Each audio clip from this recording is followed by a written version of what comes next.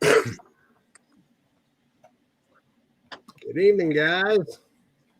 Good to see y'all. You can see we're joined tonight with Hutch and Green Thumb.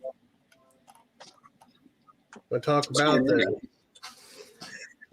the blizzards that are coming through and the truckers and what else is there going on? Oh yeah, that Ukraine thing. You hear a little bit about it every now and then. I told Joe before the live stream, if I hear the word Ukraine one more time today, I might snap. See who's in here. Bob William, True American Loretta, good to see you guys. Prepper Cowboy, good to see you. Joe Morgan, Ashley, good to see you. Hope Faith's doing well. Flo Grown, good to see you. Jennifer Cruz, good to see you. And that catches us up. Well, there's Tigger 454, Tiger 454. Haven't seen you forever. Homestead Homeboy, good to see you. So how are you guys doing? All right, man. All right. Just, doing the things, getting ready, trying anyways. You're right. I got lucky. I had to take the wife down to get her stitches out today, and we did some cigarette shopping. And everybody is freaking out, panic buying because it's supposed to hit us at midnight. So now everything is empty. Every road is a cluster F. Man, it's a nightmare. Yeah, I seen your Walmart video earlier, and I went not panic buying, but I did go and because I know how it gets around here. I went and got a gallon of milk, 2 dozen eggs because it's winter. The chickens aren't laying right now, so and they were fully stocked. I was impressed, but ours isn't supposed to get here till like tomorrow night. So tomorrow here might be bad, but yeah, that's when it's starting here for us too. It's starting tomorrow. They're calling for storm. Thursday, Friday, Wednesday, Thursday. What's today? Tuesday? Yeah. So Wednesday, Thursday, they were initially calling for 10 to 15 each day, but tomorrow is going to be 2 degrees. So anything that comes down is going to be that super heavy, nasty stuff that doesn't even want to go through your snowblower, Right. Yeah, see, I actually don't mind that. I'm kind of looking forward to that. Like, we ain't had no good, like, since we've been on the homestead here, we haven't had a single good snow. You know what I'm saying? I make snowmen. I make snow houses because I'm, 7 years old. So I like to play with it. So, you know what I mean? We just ain't gotten, that big fluffy snow to where it literally makes the whole world quiet. Yep. You know what I'm talking about? That's what I'm hoping for. My favorite part of any snow is that very first, the break of daylight. If you're the first one outside, it's just beautiful, untouched, no wind, just trees hanging. I love it. Yeah, no tire tracks all over, no dog crap on top of it yet. Right. Good to see you, Jeep Girl. We've missed you. So, you guys out in the chat there, I can't text to talk to you guys on the chat, but I can read it. I got another Chromebook set up right beside me, so I can see what's being said. What's up, Homestead Homeboy? How you doing? I'm not typing because I'm uppity. I don't like you, chat. No, I'm playing. Bloody freaking dog. I think I think we're supposed to start getting rain tonight, rain all day tomorrow until I think 6 o'clock, and then it's supposed to start like freezing rain, then sleet, and then snow. And our local over in Bloomington said we're supposed to get unprecedented or something amount of ice out of this, like more than we've had in forever, I guess. I don't know. It's supposed to be bad. Well, see, that's weird. Yesterday was no joke. Yesterday was like 65 degrees. Today was 50 something, and it, so it 8 o'clock for today. Now it's just. Yeah, ice storms are no joke. We got hit in Ottawa in '97, and there was like 1.5 inches of ice on everything. The city was shut down. I was at my mom's place. We only lost power a total of 2.5 hours, and she lives on a small little side street.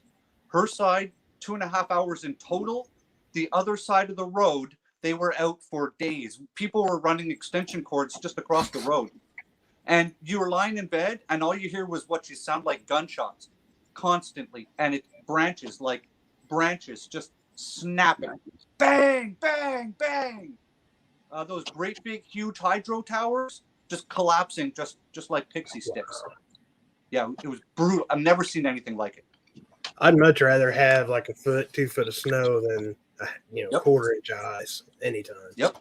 Because the snow will melt, the snow will fall off, the ice just builds and then builds more snow, and then builds more snow builds more ice, and next thing you know, it's catastrophic damage.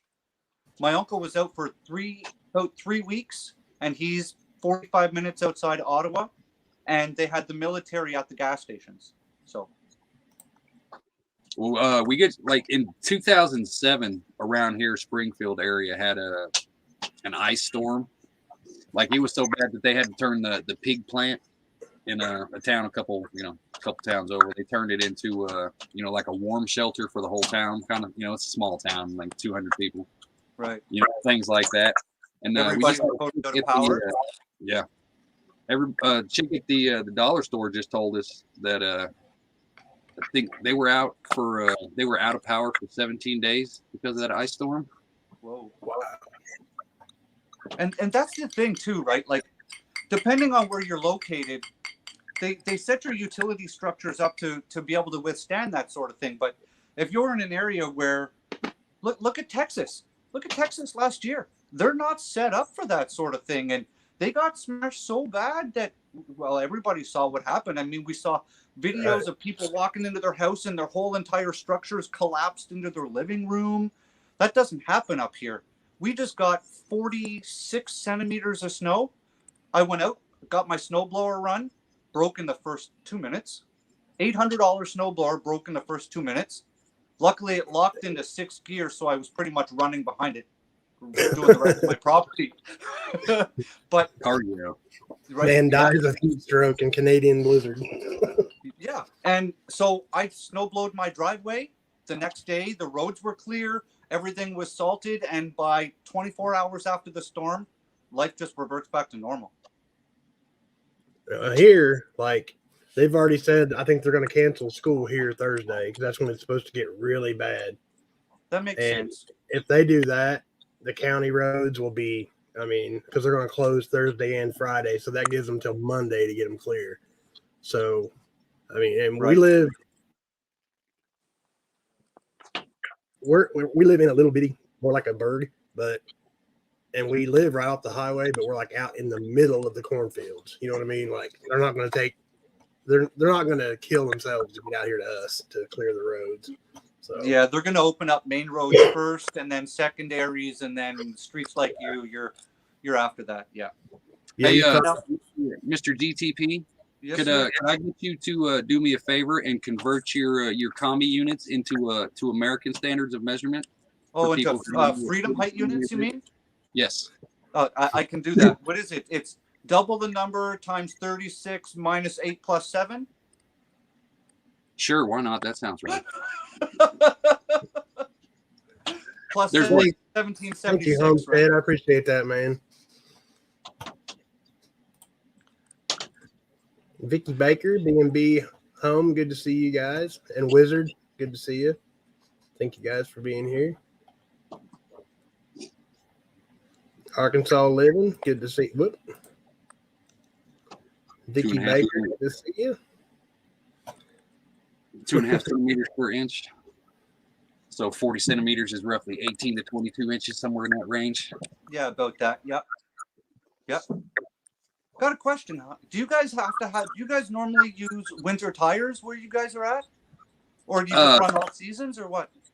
I usually tells you that you're supposed to, but I run all seasons. Yeah, we got 14s on the car, so like they're not too crazy expensive to buy brand new ones. You know what I mean? It's like $50 a tire. Yeah, that's not you don't want to buy a used 14. You know what I mean? No. Yeah, I've got 17s on the Acura, and my winter tires run me about $300 per tire. But for you guys who don't ever run winters and summers, it's night and day, with different, even all seasons to winters. There is no comparison at all. I've ran all seasons. I've ran winters. I was stupid one time. I thought I could run summers for a winter. Don't ever do that. Not up here. You'll just die. Yeah, I mean, like you'll get no traction, but like we're in a position to where we we prep. So if it gets too bad, we don't really have to worry about going anywhere. So it doesn't really matter. You know what I mean? Yep. Stay home till the roads get there.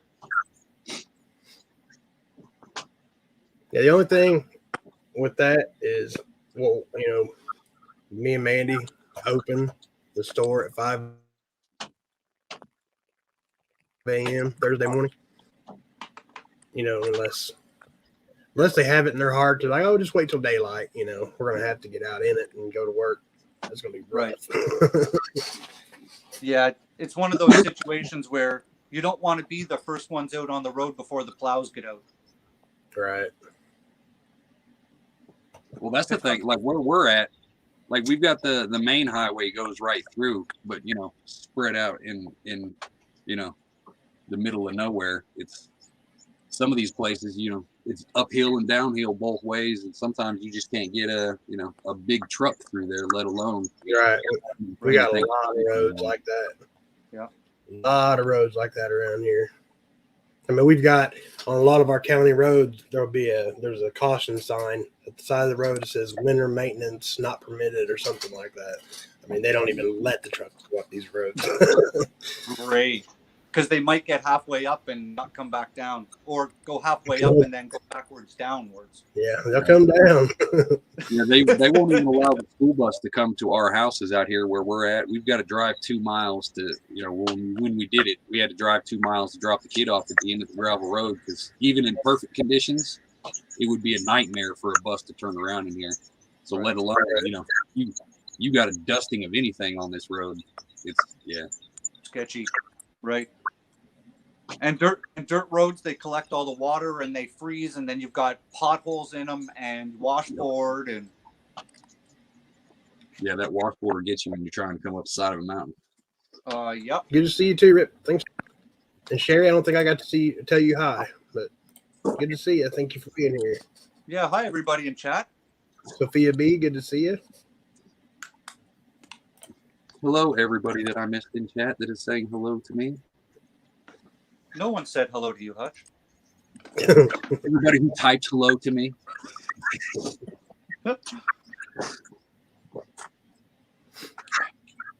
Yeah, I don't know. What time? Did anybody know what time it's supposed to get bad in Texas, or is it already? I don't even know. So, I mean, I looked at and man, 15 degrees and stuff is past Central Texas. Like, it's just barely above freezing around, down by Mexico. It's insane. Yeah, we're having an El Nino winter, right? Yeah. So it's all about how the air trough, the cold air gets pulled southwards by, the air currents flowing, and that's why it's a bad winter for everybody.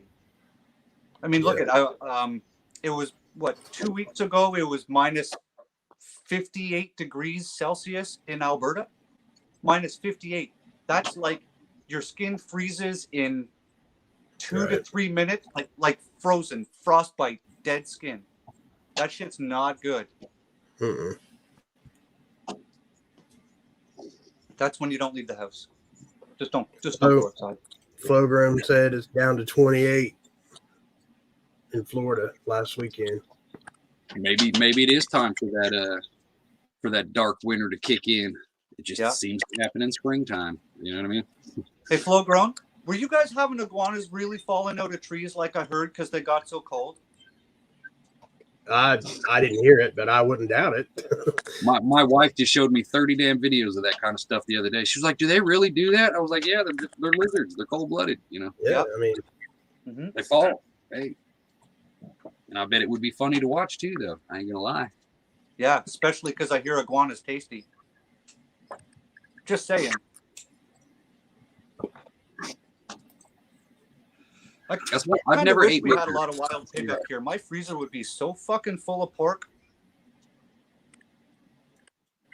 Well, it probably wouldn't be hard to start an epidemic of pigs up there. They breed pretty damn fast. They say that they found wild pigs about an hour and a half from here. I haven't seen them yet. I know there's a huge ministry thing going on to try and catch them and knock the population down. I haven't seen them, but see, as far as I know, we're going like completely random, but as far as like crops and farms and stuff like that, does Canada have those big like industrial commercial farms? Like, does it make up a giant chunk? Because like the big things with pigs here in America is that they tear up, crops and farmland and stuff like that. But you figure if it's not being used, it's really no harm, no foul kind of thing. Maybe, I don't know. Yeah, like getting to the farmer's field, tearing up acres a night, sort of thing. We have large farms up here. I mean, look at the prairies. The prairies is flat, and it's just the breadbasket of Canada, right? There's nothing in the prairies. Oh, here's Rip. How you doing, buddy? Yeah, I'm doing good. Good to see you guys. Good to see you, man. Hey, I'm glad to see you doing this subject. I just wanted to jump up real quick and share a couple things. I guess I should have put my camera like that, right?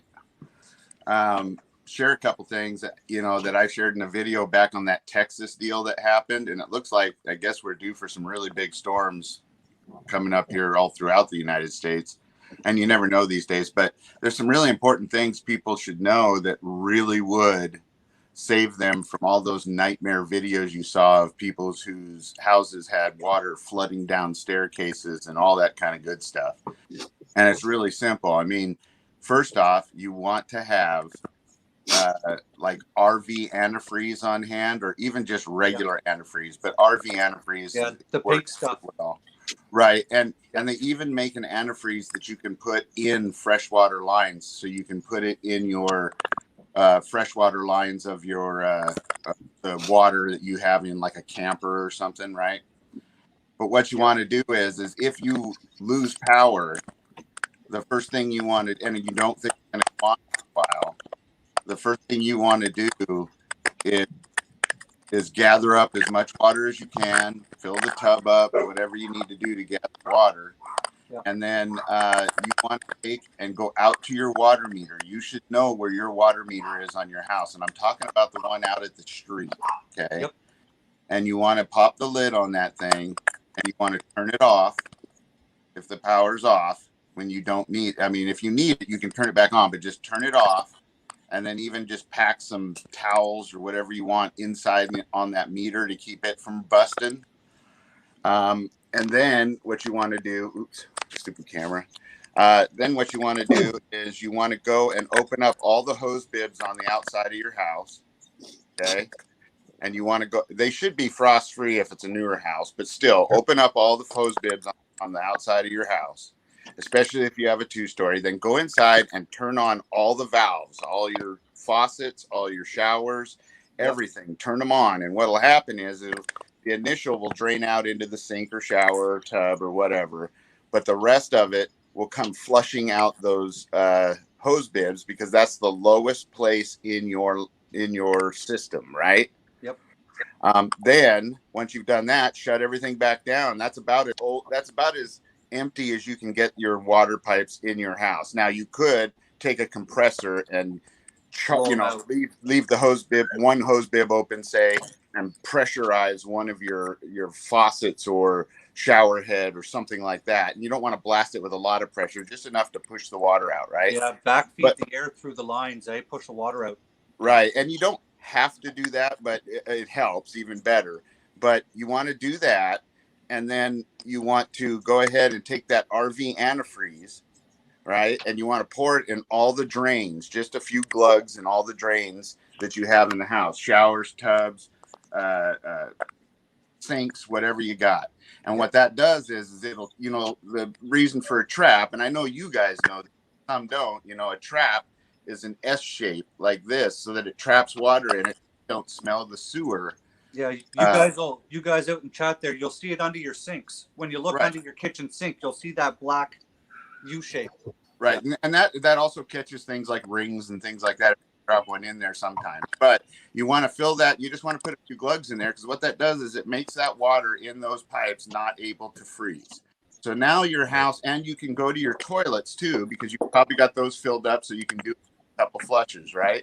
Put a couple glugs in your toilets, tanks. You know, take the lid up, put a few glugs in there, and that'll keep that water from freezing. Because if you've lost power, your house is going to start getting cold, and that's what's happening to people. Is their lines were busting, and then as the power came back on, or they got and started to thaw things out, all of a sudden, all the splits in all their lines became very apparent as they started to flood their houses. I promise you, this will keep that from happening if you do it and take the time to do it. Now, of course, like I said, you want to get all the water you can to start with. A Before little you preemptive work will save your house. Right. Yeah, right. Your whole house. Yeah, and that will save the nightmare situation from happening. It really will.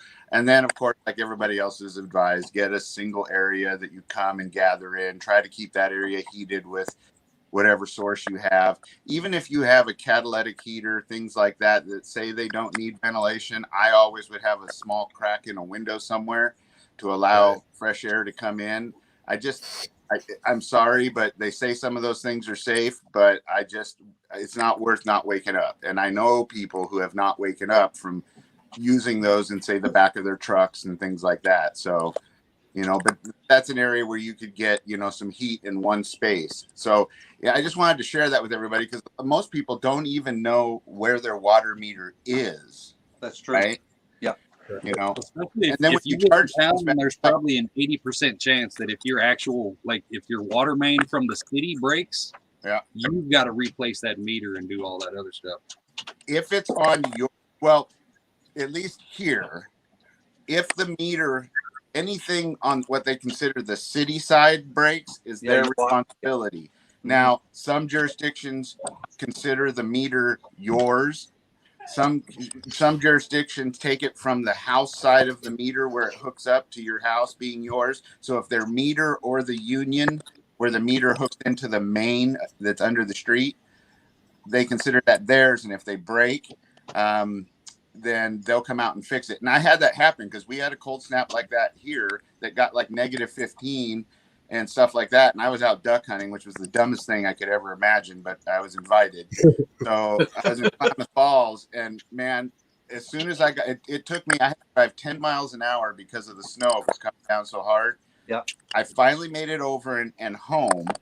And that pass on 140 coming from Klamath Falls is pretty treacherous with black ice. But I made it home. And as soon as I got home, I got a phone call because at the time I was building houses saying that one of our houses or customers was flooding the street. And of course, it was on a hillside. So this street looked like an ice rink with a severe downward grade, right? Which is really dangerous if any car was to touch it, right? It turns out I got over there, figured it out, was on the city side, but I waited and helped the city guy fix it and everything like that. He was totally cool. But yeah, these are situations that we can avoid. And you're right. And Hutch is right. Putting some towel insulation or whatever you have, an old blanket, an old dog bed, stuffing it in that meter box will keep that from freezing. Right. And of course, covering your hose bibs if you don't have frost-free ones is a good idea. If you have frost-free ones, disconnect your hoses because it will split it inside the wall. Yep. And it won't be where the valve seats, because those are designed to be inside your wall, and then the valve is in there about a foot or so, right?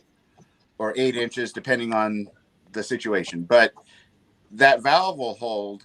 But what you'll find is after the freeze, that next spring, you hook up your hoses, or if you had your hose hooked up, you'll turn it on and you'll hear water just spraying. Well, it busted the pipe between the valve and the spigot, and it's just spraying under your house. So if you have a frost free, and you'll know it because there'll be this weird cap on top that drains the air out and lets the water drain. If you have one of those, I would still cover it anyway. Just take your hose bibs off and you're all good. And then cover it if you're within doubt. One thing not to do not cover the vents on your foundation if you're that kind of area. Some areas have foundation with crawl spaces. Don't cover the vents. The reason why is those are designed to let air breathe. If you want to put a light under there or a small heater blowing underneath there that's safe, like an electric heater that just keeps the edge off, right? That's fine, but don't cover those vent holes, because I have seen people who have done that, and I'm not kidding. Within 7 months, their floor joists, because these days they use those I-beam pre-made, made Yeah, out the of prefab ones. Yeah. right. They were all rotten, so much so you could just take and grab onto one of the 2x4s on it and just yank a chunk out of it, Right. because they thought that covering that up would keep the underneath, safer, and that's wrong. You need that ventilation to keep that wood healthy. So that's another thing. And as far as you guys were talking on tires, studded tires, I know they're expensive, but for my kids going back and forth to college over that same road I told you I was on to Klamath Falls, I tell you what, anybody I've told to get a set of studded tires and a set of cheap, $25 a piece steel rims that are ugly as sin, but they'll work, right? Yeah. Mount them up so you can Please. just take them on and off, or the place that did it for you can just unbolt and bolt, they call it. And I kid you not, I never had an issue. We've been to some icy towns like Bend, Oregon, and things like that, and other people are driving slow, and we're doing speed limit, no problems at all, never break loose. I mean, studs are the way to go if you can't afford it. And check your local laws for that, because it's against the law for us to run studs here. Yeah, and that's true, because we can run them here, but only between certain times. Okay. But I can tell you, we've run them longer, and I've never seen a cop pull you over if you're like, because there's always a rush and you can never get them off on time, right?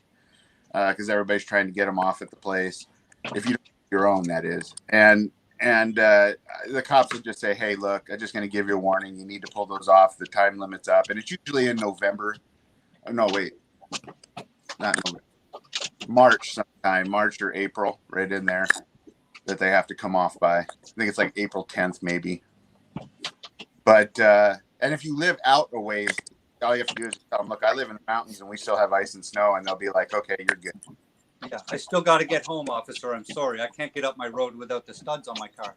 Right. And it allows me to sleep easy at night knowing that my kids have no issues. I mean, literally, I've tried to get them to spin out or slide, and they will for a tiny bit, but that's about it. Studs really do work that good.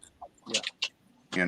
Better than siping. A lot of places will say, hey, let's just sipe your tires, which is cutting a bunch of little cuts into the tread. And then you have those all weathers with walnuts. Those do work pretty well, but not as good as studs. So, and if you can't use studs, that's a good alternative. The ones that have crushed walnuts in the rubber. They're making those? Yeah, they have ones that have like a crushed walnut or some sort of abrasive in the rubber, and then you have them sipe the tires, which gives you more traction, because sipes kind of flex and act as like teeth, right? Yeah, kind of biting down. Yeah. Yeah, and they work great for rock crawling too. So, siping your tires. But yeah, those are just some tips that I had that I wanted to throw out, because with this big storm coming, we're going to hear it. We're going to hear people that do absolutely nothing, and then they're going to be doing videos, which blows me away too. Look, if your house is flooding, don't do a video. Go turn it off. Right. Right. I know. What's more important, the video content of your house flooding, or the fact that you can run to your water shut off and hopefully stop the problem in its tracks? Yeah, I can just picture watching those videos, going, "Look at that dumb motherfucker." Oh, excuse me.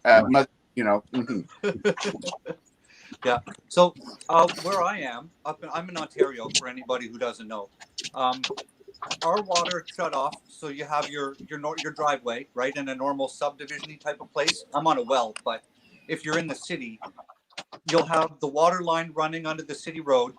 Then you'll have a water shut off somewhere on your property. It's a steel disc about 4 inches across. You pop that up, and there's a cylinder going down into the ground. We get frost 5-6 feet down. So the city comes with a big long bar with a T on it, and they can turn the water on and off to your whole house from there, because it's below the frost line, right? It's probably 8 to 9, 10 feet down, depending, sort of thing. So if you're in a northern environment like I am, if you don't know where it is, go in your house and find out where your water shutoff is. in your house if you're in the city, if you're in that situation, because you can't work the one in your yard. You don't have the tool, but you need to know in your house where your actual water shut off is, so that way you can eliminate that problem yourself as well. But me and Backwoods, I think it was on Tribes Live the other day. We were talking about the same kind of thing because I've lived in places to where my It's not spot was, connected. you know, Hang 2 on. foot Oh, no. down. There'd been some I'm in on the my thing. show. Hang on, down. man. So I might you have can to go out cut and that. you can go out and you can buy those 2 wrenches to turn your water off. You might have to do some modifying to make it 10 foot long. Right. But realistically, that's, you know, how everybody talks that shit about duct tape. I mean, if you got a broom handle and some duct tape and some zip ties, figure out how to make it work. You know, it is doable. So, Necessity is the mother of invention. Water key, and Hutch is right. A water key is something you should have. They make a tool that has looks like a ninja star. It's got 4 different types to fit all the cross on types. Yep. Right. And he's right. You could just take that onto something. If you needed something permanent, use weld or weld it if you can weld. You know, that kind of stuff. Yeah. I mean, Hutch right here, man. I'm telling you what, he is the man of getting it done. You know, the inventor of however you'd say that. Yeah, I'm telling you, I'm patting you on the back because, man, if he needs it, he'll make it. It may not be pretty, but that doesn't matter. It's a matter of getting it done. And anybody that digs It's not stupid if it works. is a stud, because if you choose to use a shovel over a backhoe, good for you, man. hey, Yeah. it sounds romantic until you live with the muscle spasm. They make me for that. So anyway, Yeah. but yeah, I just Come on, Mojo. share that in hopes that I could help some of these people. Oh, not much. Thanks, Rick. Just saw you guys get up here together. Ain't seen all you guys in a long time together, so I figured, what the hell? I'll jump in. How you doing, And Mojo? I live in a trailer. Hey, how you doing, Green Thumb? All right, buddy. All right. Getting by, you know. Yay, that's all we can expect nowadays. That's right. Hutch, you know I'm going to keep bugging you about this. What's happening?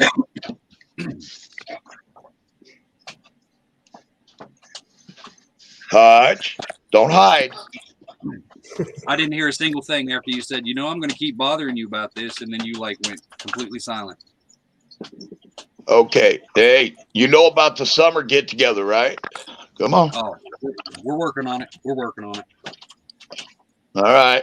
I'm excited, man. And it ain't even summer yet, and I'm excited. Yeah, Flo grown. You know. He combed his hair.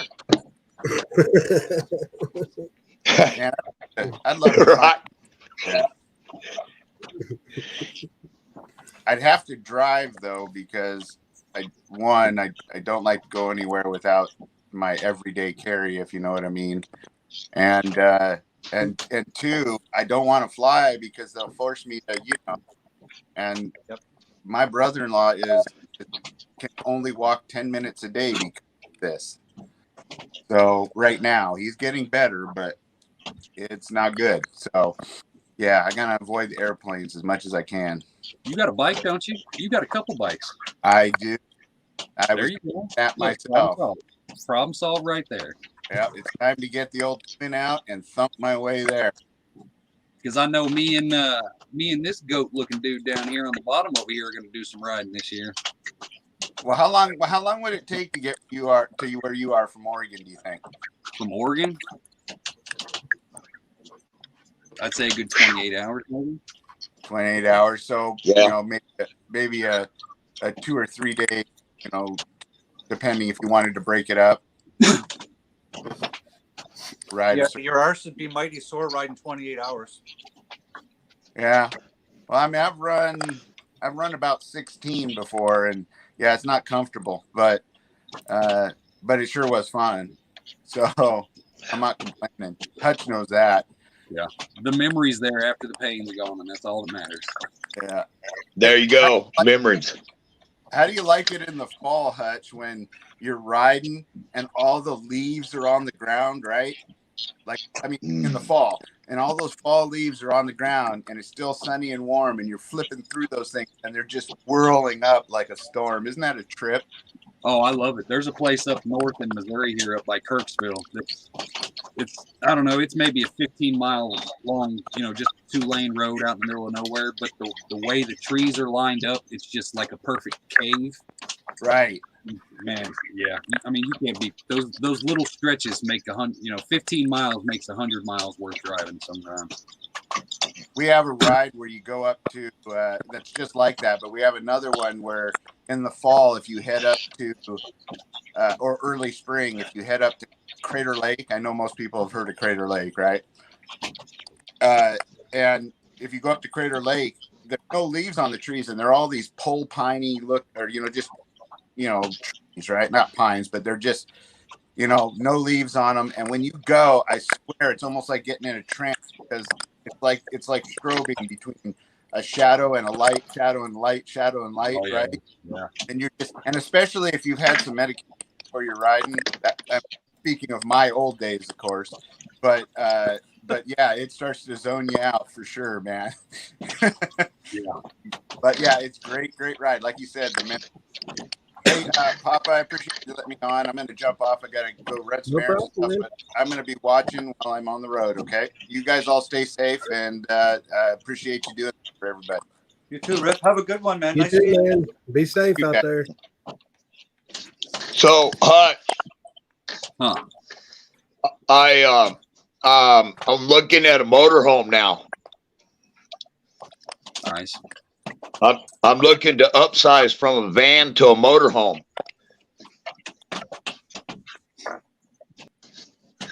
Well, you trying to bring the whole family with you now? Oh, what? Hell yeah, man! Hey, family in, family out. Yeah. I wouldn't buy a motorhome personally. I'd buy a school bus and I'd convert it. Yep. Listen, Green Thumb, I'm getting this 4066 motor under the hood, which is a bulletproof dump truck motor. I have beat the ever living snot out of a DT 466, and they just keep going. This is an older one, and I know the people that had it. They took really good care of it. Okay. I can't beat it for $4,500. Gas or diesel? What's that? Is it gas or diesel? I think it's gas. I haven't looked into the motor yet. Okay. But I don't plan on. Yeah, I don't plan on but driving it to Hutch's house and leaving it in the backyard. So. Oh well, there you go. Yeah, Hutch won't mind at all. Yeah, he don't mind. He already gave me a spot back in the corner, way away from him. Yeah, far away. Hey, your check ain't cleared yet. Corner over there. Way away. Yeah. Yeah. Hey, Hutch, we'll have another rider. My wife's coming too. So. Right on. She wants to ride those mountains with us.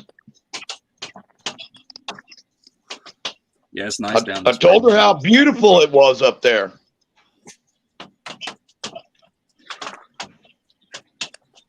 What do we got? At least 3 more months before it's constantly nice again. At least 3 months. Yeah. Yeah, you're right. I've never been on a bike. Just on the back of one once. That was it. Yeah. Beaverines. And yes, Papa, I'm not wearing my shirt like usual. Hell, I had a hard time wearing clothes up there at the Oktoberfest, man. Hutch told me I had to wear clothes, though. No pants, no shirt, no shirt. So, well, dude, you ain't got to wear shoes. Why should I have to wear clothes? Hey, knees to belly button. Keep it covered at all times. I love it. Man, we had a good time up there, Hutch. You gonna get any of that snow? I had a good time. No, we ain't got no snow, and they canceled school already. No Anticipation, it's killing me. Oh. How much do they expect in there? Sorry, Green Thumb. No. How much do they expect in there for you? Well, you know, in Kansas, they always call school off a couple days ahead of the snowstorm, and we never get no snow. The kids are happy then. Kansas will have. Oh yeah, he's happy. He gets to play Xbox all day. Yep. Every year, Kansas has a blizzard right there at the Colorado border. From 70 going from Kansas into Colorado, it's always shut down for at least 2 weeks a year because of some kind of damn blizzard. Yep. West Kansas usually gets hit pretty damn bad regardless. Mm-hmm. Yep. Well, I think people forgot how to drive in the snow. Yeah. Half the people around on the roads don't know how to drive in snow, not even up here in Canada. It's like they forget from Yeah. year to year. Yeah. Yep. I mean, just up the street from me, the last storm we had, 2 people in one day put their car in the same ditch. The same ditch. Right? You can just see the one set of tire tracks, and you're thinking, how did you not see the tire tracks into the ditch and think that maybe I should slow? Oh, ditch! Crap. Right. Yep. Tell him, Jennifer Cruz, it's his show. Why ain't he talking? What you want to talk about, Papa? You guys are fine. Got the chat yelling at us. Like, damn, shut up, y'all. God, man, please don't yell at us. So, hey, Sean. Yeah, buddy. So tell us, are you a little bit proud right now? Am I a little bit proud? Yeah. Just a minute. Oh, Canada. Oh shit. He's only got about 8 semis parked in his driveway right now. He probably does. So, I can't make it to Ottawa. I tried. I got places for my kids to go. I lived there my whole life. All my family's there, right? So about a month ago, I was trying to put my winter tires on. Snapped a stud off my front drive axle on my car. So I'm 4 out of 5 studs, but for me to get home from here, I got to take the 401. Right. I don't want to be doing 100 with my kids in the back seat with a blown stud on my front tire. It's risky, and I can't leave my kids here and go alone. So I'm doing what I can, like I'm modding for Northern Girl Hobbies Lives. I'm spreading it all over my social media. I spread it so thick on my Facebook account, they shut me down for 3 days. Holy shit. Yeah, they locked me out of I can't post for 6 days. I can't do any group activity stuff. I've kicked I've deleted friends off of my Facebook account because they're like, I want to go down and punch a Nazi, and but the pride in my chest is I was losing faith in Canada. Honestly, like I am fiercely patriotic, just like you guys are. And watching the leader of my country run my country into the ground, knowing that he has multiple ethics violations, he's a criminal, and he's running my country. At least you guys have a dementia patient, but I have a criminal running my country. And yeah, we got a potato running everything up here. Yeah. To see, and I was watching the convoys rolling into Ottawa and everybody up on the overpasses cheering and giving food. And there was a group of Hutterites who made a whole bunch of food for all the truckers coming in. And now. Stop. It's minority. It's a minority fringe. It wasn't nothing. Yeah. And so the Hutterites packed up their entire kitchen, and they got on the highway and they followed the convoy hours down the road until the convoy could pull over again. And they opened up this whole huge kitchen thing and fed them all. Right? It's awesome. Hell yeah. Right? It's hell yeah. What you guys are, well, probably I'm assuming the majority of the people here don't watch mainstream media unless you watch it as a joke to see what kind of lies they're pushing. But the pride, the Canadian population is literally, unfortunately, drastically diverging We have everybody who is for reducing the mandates and for freedom and to getting back to normal. And whether they're out on the streets and they're cheering with everybody else, or they're in their houses doing it by themselves, however they want to do it. And then you have an entire other group that wants non-people Yeah. getting locked up and put into camps. Yeah. We have camps in every province, guys. They're already up and operational, right? So the divide right now is horrible, and it sucks because I want everybody to be free. Everybody. But this type of thing is new for Canada. This is like your first official revolt or any kind of revolution at all in your entire history. You know what I'm saying? Exactly. I mean, everybody says, "Oh, Canadians are the nicest people out there," and I mean, you guys come up to Canada, you know, we're solid, good people up here. Oh, y'all are dicks. We've fucking had enough.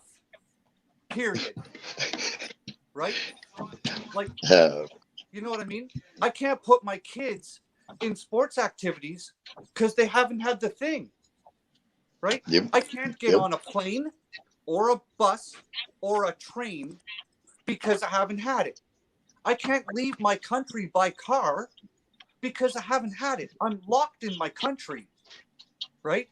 Yep. In Quebec, if you don't have it, you can't get into a big box store that's bigger than 1,500 square meters. So no Home Depots, no Costco's. Walmart, if you go to Walmart, they have to escort you only to the pharmacy so you can get your medication. And they stand there and they escort you back out the front door. It's not okay up here. It's not okay. I can't go into a store without this on my face. They will not let me in the store. Or they'll have the cops there and they'll trespass me and remove me from the store. And if I'm lucky, I'm not going to go easily, so I'm going to end up in bracelets. But you know that it's not good. So these truckers who are, and everybody else supporting these truckers, I love you all just as much as these truckers. I know what everybody's going through. There's truckers downtown, guys, trying to get into downtown. The cops have blocked roads with graders, and these truckers have been stuck there because they can't turn around. They're not allowed to move, and they're running out of fuel on the side of the road, like out of fuel, not See, low. that's what they're waiting for. That's why, like, if I'm being honest, I got my fingers crossed a little bit that it starts to get violent and maybe a little bit bloody because it's gonna have to. I mean, that's just me. I know a lot of people disagree with that, but I'm beyond peaceful resolution. Like at a certain point, of escalation. Yeah. If they're gonna leave them on the highway like that, running out of gas. Ain't got no way to get no food. Ain't got no way to stay warm because they can't turn their trucks on. At some point, somebody's going to get punched in the mouth and some shit's going to get caught on fire. That's right. You know what I mean? It's bound to happen. One thing is going to escalate it. One thing, there's going to be a tip-off point, and it's going to be caught on camera. And with the thousands of people live streaming now and the news media everywhere, they'll set it up. They'll set it up to catch it on camera deliberately. Yeah, they already are. Yeah, you can see the CBC cameras. They're pointing this way. Where's my hand? This is awkward. They're pointing the cameras this way. There's like, oh, there's only a couple of hundred people here. And then if you turn the camera that way, there's tens of thousands. Ottawa right now, all of Ottawa. So Ottawa itself, where most people live, is really not very big. Okay, it generally, I mean, it's the capital of Canada. And all of Ottawa itself only has 1 million people. That's it. 1 million people. And most of them live out of the city centers. So right now, Ottawa has at least, well, it did on the weekend. I bet you it doubled its population of all of Ottawa just to support these truckers in the area. There's truckers, farmers have plowed entire fields for these truckers to come and park in. Plowed entire fields up. But there's truckers all over the place, stuck on the roads, and those people need our support too. They need food, they need fuel, they need water. They're probably running out of toilet paper, right? And I am proud of every single one of those. They need their message spread because it's being blocked everywhere. It's being blocked, Hutch.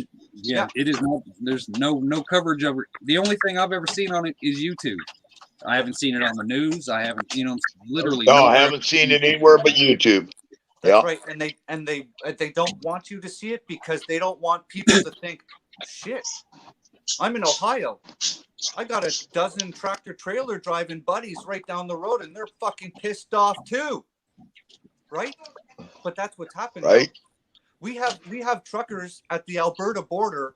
You're going to see it on the news, and they blocked off the border now at Alberta in Cootie, something like that. If Esmore is in the chat, she knows what I'm talking about. And now they've called in tactical units. They've barricaded them. The RCMP and the TAC squad has stopped these truckers from moving now, and they're coming after them. So and the way Trudeau has been Oh, damn, another January 6th. Yep, and Rebel News already has 3 lawyers backing them up. They've already had lawyers bought and paid for them, crowdfunded the whole jam to get them out because their bad shit is going to happen. Yeah. Now, hey, did any of you guys catch Trump the other night? Nope. What he said, if he runs for office again, he's gonna pardon all the people on January 6th. I heard that. If I'm being I did honest, hear that. right now, I don't give 2 damns. What's that, about Hutch? Like I don't. No, I give know. 2 I damns understand. about Trump. I since just every election, the dude disappeared, and now what I'm saying, I get it. But now at a the only certain thing point, I like is it's all the same thing. Left and right is the same thing anymore. It doesn't matter if it's Biden or if it's Trump. You know what I'm saying? We're going down the same rabbit hole either way. You know what I mean? Okay, something just Hang on, happened. guys, I can. just got to close the bedroom door. So you got it? Okay. Yeah, it's there's going to be one difference though. If you guys pull that shit down there, like we're doing up here, which I hope you do because it is making a point. The difference between you guys down there is all of you have these. Our guys aren't carrying those, right? So you guys are coming armed. Our guys Right. aren't. You got a lot of open border. I'm just saying. Yeah, I've had invitations to come down to a couple of states now. I'm saying, hey, if it kicks off like everybody's predicting that it might, you guys just might have a whole bunch of visitors coming, you know what I'm saying, hang out with y'all for a while. There's lots of room in Northern Ontario. yeah. So What? I passed What it? 4,000 hours, guys. For you guys who don't know.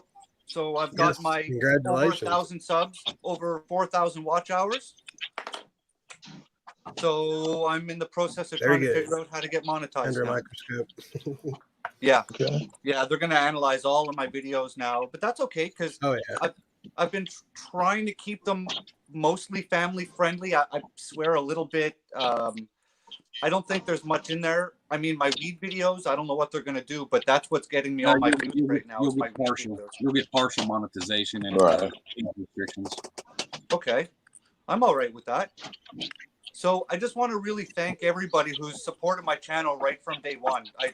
Honest, from the bottom of my heart, guys, I appreciate it because my whole goal with my channel was to get monetized, but along the way, just teach people stuff, right? Because over the course of my life, I've gained a lot of knowledge and I want to just pass that on to people, just like I do with my kids, right? Knowledge is power and it's something no one can take from you. So Right. my goal with my channel is to get monetized. And I know people are like, oh, that's capitalistic or whatever. But I'm going to use that money to buy a homestead to put my family on, right? It's selfish, but it's for my family. And for me, my family is my entire world. And that's my goal, is to put my ass on a homestead with my name on that mortgage and then pay that shit off. And then y'all are coming partying there all the time, right? Right? Hey, that's not selfish. That's the way it is, man. Everything has a reason. You know what I mean? It can be a double purpose reason. And if it helps you along the way, then that just makes it all the better because then it shows that you're actually doing what you're teaching. You know what I mean? Well, that's it. And And you know, I've tried to. I mean, you guys watched my channel all last year. All the stuff I did for the very first time. I showed you my ups, my downs. I mean, look what happened with all my meat chickens when I came out of the house there, and all my meat chickens were slaughtered in Damn the weasel. room of my house. Damn weasel. Yeah, that weasel got your chickens. Well, and then I brought them in the house, and a fucking coon came inside my house and killed. I don't even remember 14. Hang on, I gotta let the dog out. Abby, you're loud. You're loud. Out too. There's a good question. What's Good that? good conversation starter. This should go into full effect soon, days, weeks, soon from now.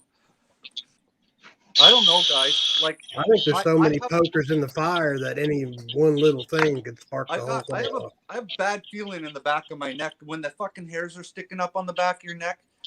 And I really feel like something serious is going to kick off really soon. And, you know, my prepping is like everything in high gear. And right now I can't do much prepping. I've got some personal things I have to deal with. So, Right.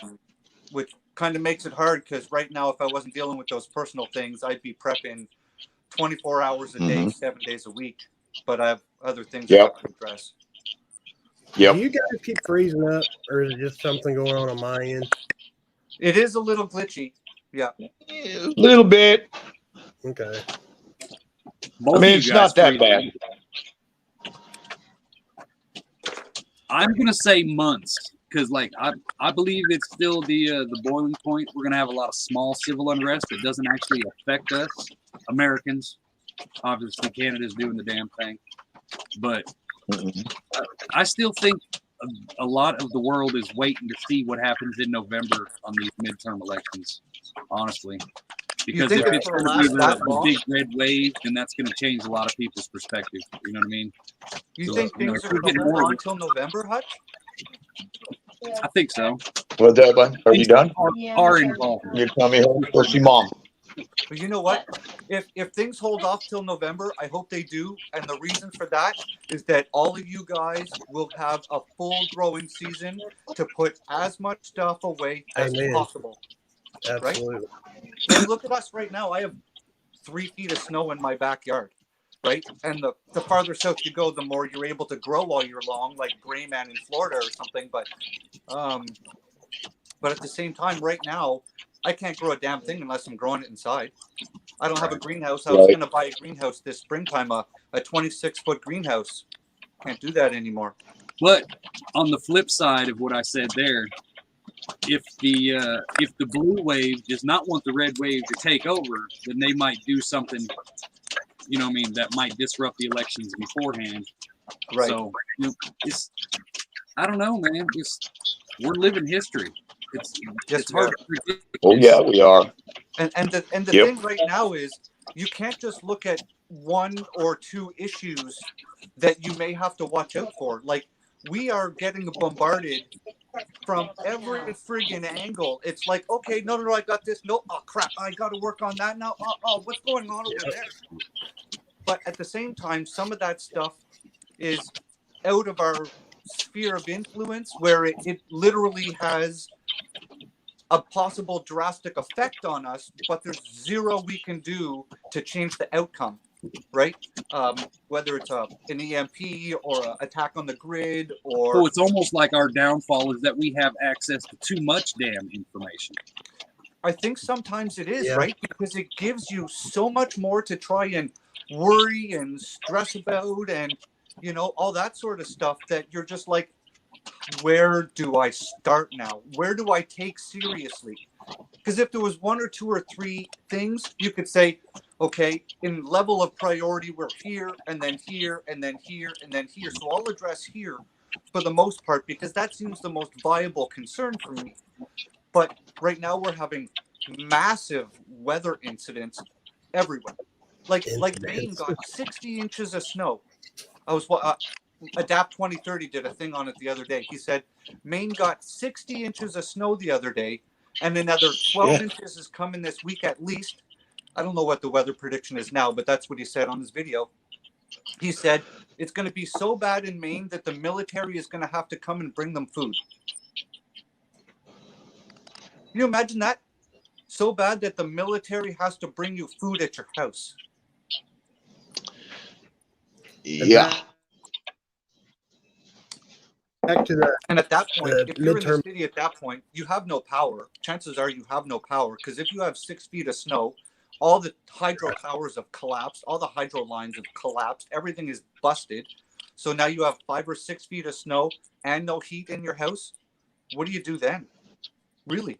Where are you going to go with 6 feet of snow, 5 feet of snow on the ground? There's no sidewalk. There's no road. Right? At least up here, well, up here, a lot of people have wood stoves. So that's a good thing. I wish I had a wood stove in this place. I don't. We're running fuel oil. Yeah, that's another thing I want to talk about is the cost of fuel. Oh, I've heard. Yes. Thank So God that does not affect like the natural gas, propane. Like, I'm glad we're totally electric, but man, they are putting the screws to that hard. Yeah. I have a 900-liter fuel tank in my basement. We fueled it up when I moved in here in November. It was $1.42 my landlord paid, because she tops up the tank and we pay her. That's just kind of the deal. So in November, she put in $1.42 a liter. I called 2 weeks ago to put the account in my name. It was $1.53 a liter. I called on Friday for the guy to come and deliver it to me. It was $1.62 a liter. I just put $1.62. So from November till now, it's gone from $1.42-ish to $1.62. 20 cents in 2 months. And you're talking 900 liters. That's a lot of money. Yeah. You guys see that? What's that? It snowed I've got 4.9 feet of snow in the middle. something about that. I saved it to my watch later. I'm going to look at it. I saved it. Yeah, I saw that yesterday. I haven't looked into it, but I saw Wow, it. I didn't even know that. I had no idea. I'm just getting a drink. I'll be back. All right. No, you're talking about the same one 20. I'm thinking of. It's the it's like over in the Saudis, how they can manipulate the weather and do all that stuff. They're building like a massive farming structure out there in the middle of the desert, and so they're basically they literally are making all the climate in the middle of the desert. It's freaking crazy. Yeah, I saw that. Now, the place that got all that snow, though, what's an average snowfall for them? Like, right? Because sometimes they manipulate numbers and locations to make it sound way worse, to make it, sensational news. Right. Yeah. You go up into the mountains, a 4-foot snowfall in Alaska and a to mountain get is snow. nothing. Yeah, Afghanistan's got mountains to get snow. Yeah. Yeah. Yep. You talk to people up in Alaska and they're like, oh yeah, we had about 12 feet of snow on the ground. And I'm thinking, wow, I can't even picture that. And I'm Canadian in Ontario. Right.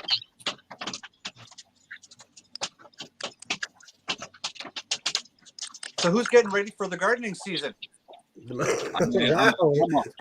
That was random. Hey, I'm window shopping for bags of dirt, like it's, you know what I'm saying? When are you going to start your seeds, Hutch? I don't know, because I don't have the grow room anymore. But we had snow all the way up till April last year, so I don't want to go too early and kill everything again. But I don't really have the room in the house, so I'm thinking what about your other seeds?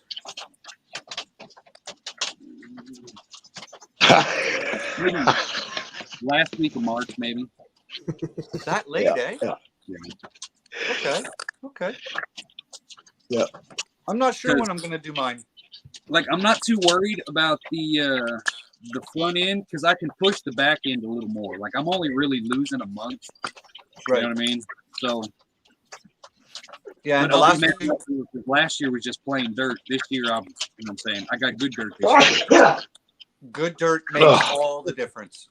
Yeah. Yeah, we got a lot of good dirt here in Kansas. All you got to do is go to any farmer's field and shovel it up. Lots of good dirt down here. A lot of cow shit, Snow in Iran. horse shit, chicken shit, rabbit shit. We got shit here in Kansas. It's what the entire state's made of, I do believe. Yeah, especially the whole DC area. There's a lot of that shit. Oh yeah, tons of shit in DC. Guess I should have put a parental advisory on this one. Hey, Well, sorry about that. A lot of careful with that. I have not dropped a single F-bomb at all on this stream. I'm just saying. Oh, can you get 2 boxes? No. How'd you get 2 more boxes? No. Somebody needs to Shut up! Take it. Damn. Got the family in the background yelling. Can you guys? They were hear the handing rain? out cases of zingers today. We got 2 more boxes. I got 4 cases of zingers. Can you guys hear me okay? I feel like I'm yelling because it's raining and it's like super loud. No, we hear you good. Sound fine. I'm sorry if I'm blowing out Yeah. your speakers and anybody with headphones in. I think I started way too early last year, Sean. Yeah. Oh hell. Yeah. 'Cause I I ran out of room. Stuff couldn't grow anymore. Stuff started dying, and it was still cold outside. So no, I'm gonna wait till probably around the end of March. I think. yeah. And I see, mean, that was what Yeah, I was learned a weird. lot of lessons last year too. Yeah. The first 2 months of spring, it was literally 12 hours of cloud all day long. It was so rainy and cloudy Yep. for the first 2 months of the growing season that everything was Yep. out of whack to begin with. You know what I mean? So that's not counting the 3 sets of seedlings that I had started already that died. But you know, once I actually got in the ground, it was messed up from that point on.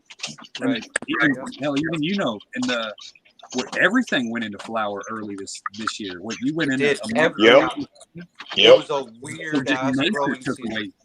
Yeah, nature took 3 months away from us last year. And then after we had all that nasty, where everything was soggy, here it didn't rain for like 6 weeks, 7 weeks, just bone Yep. dry, hot. I mean, the garden didn't have a chance. See, that's what I'm worried about now. Is I'm glad we're getting the snow because we haven't had any moisture into the ground. So if I go into the ground next year, I'm working with a drought. You know what I mean? I don't have any. You know, so I'm Snow's hoping key it's for ground. groundwater. Yeah. And You know. also, I mean, for all you people on a well, if you don't get a lot of snow and a lot of snow melt, that's not going into the groundwater, which is not going to fill your wells up. You know, people up Sure. here in Canada, their wells are going dry up here. Our wells are going dry. You know, these guys who have 25, 30, 40-foot wells that have, you know, farmed generations through that farmstead, and these wells are going dry because the fucking groundwater is going away and it's not underground where it's supposed to be anymore. Right. Right. So we're lucky up here. You know, we've got Your ice is your guys' ice sheet moving? It's getting smaller, right? From the solar or the polar cap. You guys got that ice sheet that comes down on Canada. Isn't that kind of shrinking back? Is that why you guys are melting up too. Yeah. moisture? Yep. Just up past north of the boreal forest, up there. Yeah. But we get a lot of snow here. Like on an average winter, we're probably looking at 200 centimeters of snow, whatever that works out into inches. And that's an average winter. Which really, if it's spread out over the course of a winter, that's not bad. You get a snowfall, you clean it up, the city comes through, the city cleans the roads up, and then everything we just carry on, and then you get another snowfall and you clean it up after that. That's not bad. It's winter, but it's when you that's what everybody like. My American image of wintertime is that roughly 8 to 9 foot per year. And it's, you'll get 2 foot of snow here, it'll go away, then boom, you'll get a 3 foot, then you'll get a 1 foot, it's just sporadically, but it's constant, you know what I mean? And it's not bad too if you get like the weather that goes up and melts out one of those storms, goes back down, you get a little more snow and some crap, and your weather goes back up and melts some of that snow again. It just sucks because now all your dog crap becomes visible as the snow melts away. But But see, like, we don't have that here anymore. At least, like where I'm at, the weather's not like that anymore. That's how it used to be. But now you get blistering cold, and then you get literally back and forth. It's a 3-day shift of a 30-degree difference. You know what I mean? Yep. And then boom, you get slammed for 2 weeks of just stupid cold weather, and then boom, like nothing ever happened. Everything is so mixed up anymore, man. It's crazy.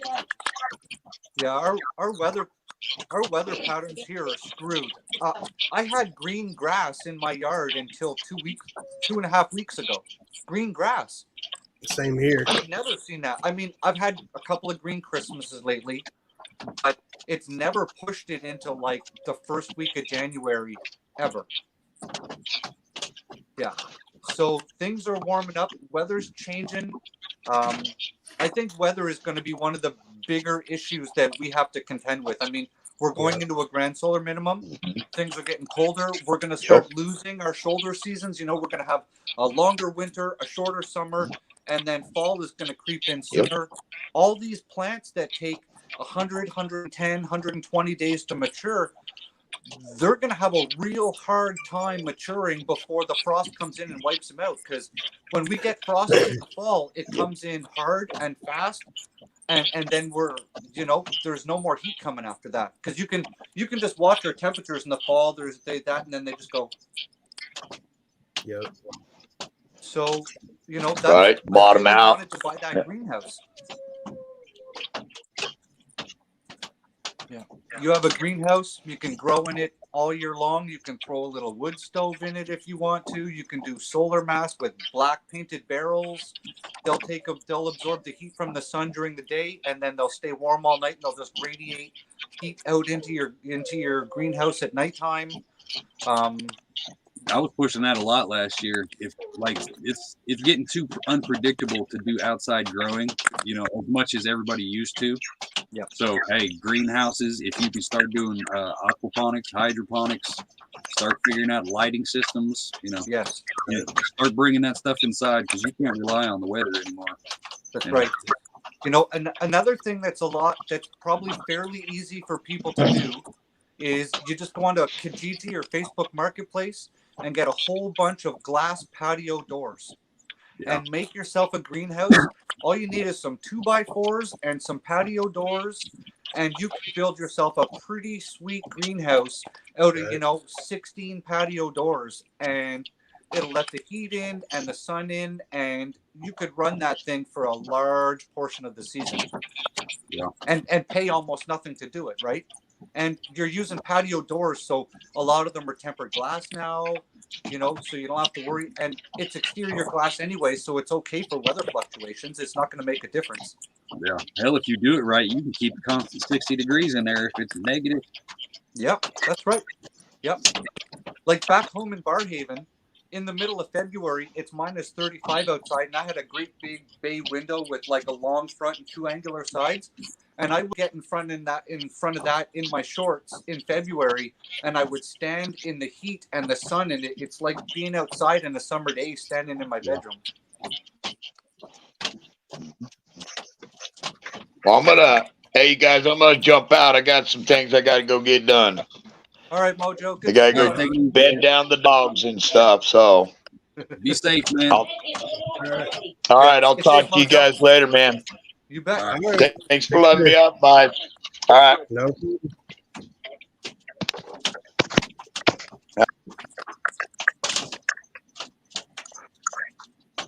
Yeah, it's still pretty early to start a lot of things. Like our last frost date is about the middle of May. May 2-4 weekend. We get a long weekend, and that's when I plan to, like, the majority of my gardens, May 2-4 weekend. So the only thing I would probably be, if I was going to be doing a full-size garden, which I don't know if that's going to happen this year at all. I don't know if I'm going to be gardening at all this year. Anyhow, if I was going to be gardening full steam this year like I normally do, I would at least be starting my onions now. And I'm saying this to you guys in chat now as well. If you plant out roughly when I do, start your onions now and start your hot peppers now. That's about good and your weed plants in a couple of weeks if you wanted to. Other right than now, that, be a good time for potatoes.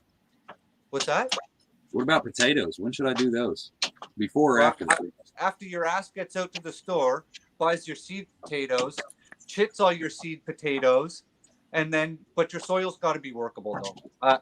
I don't know. When's your normally your average last frost date?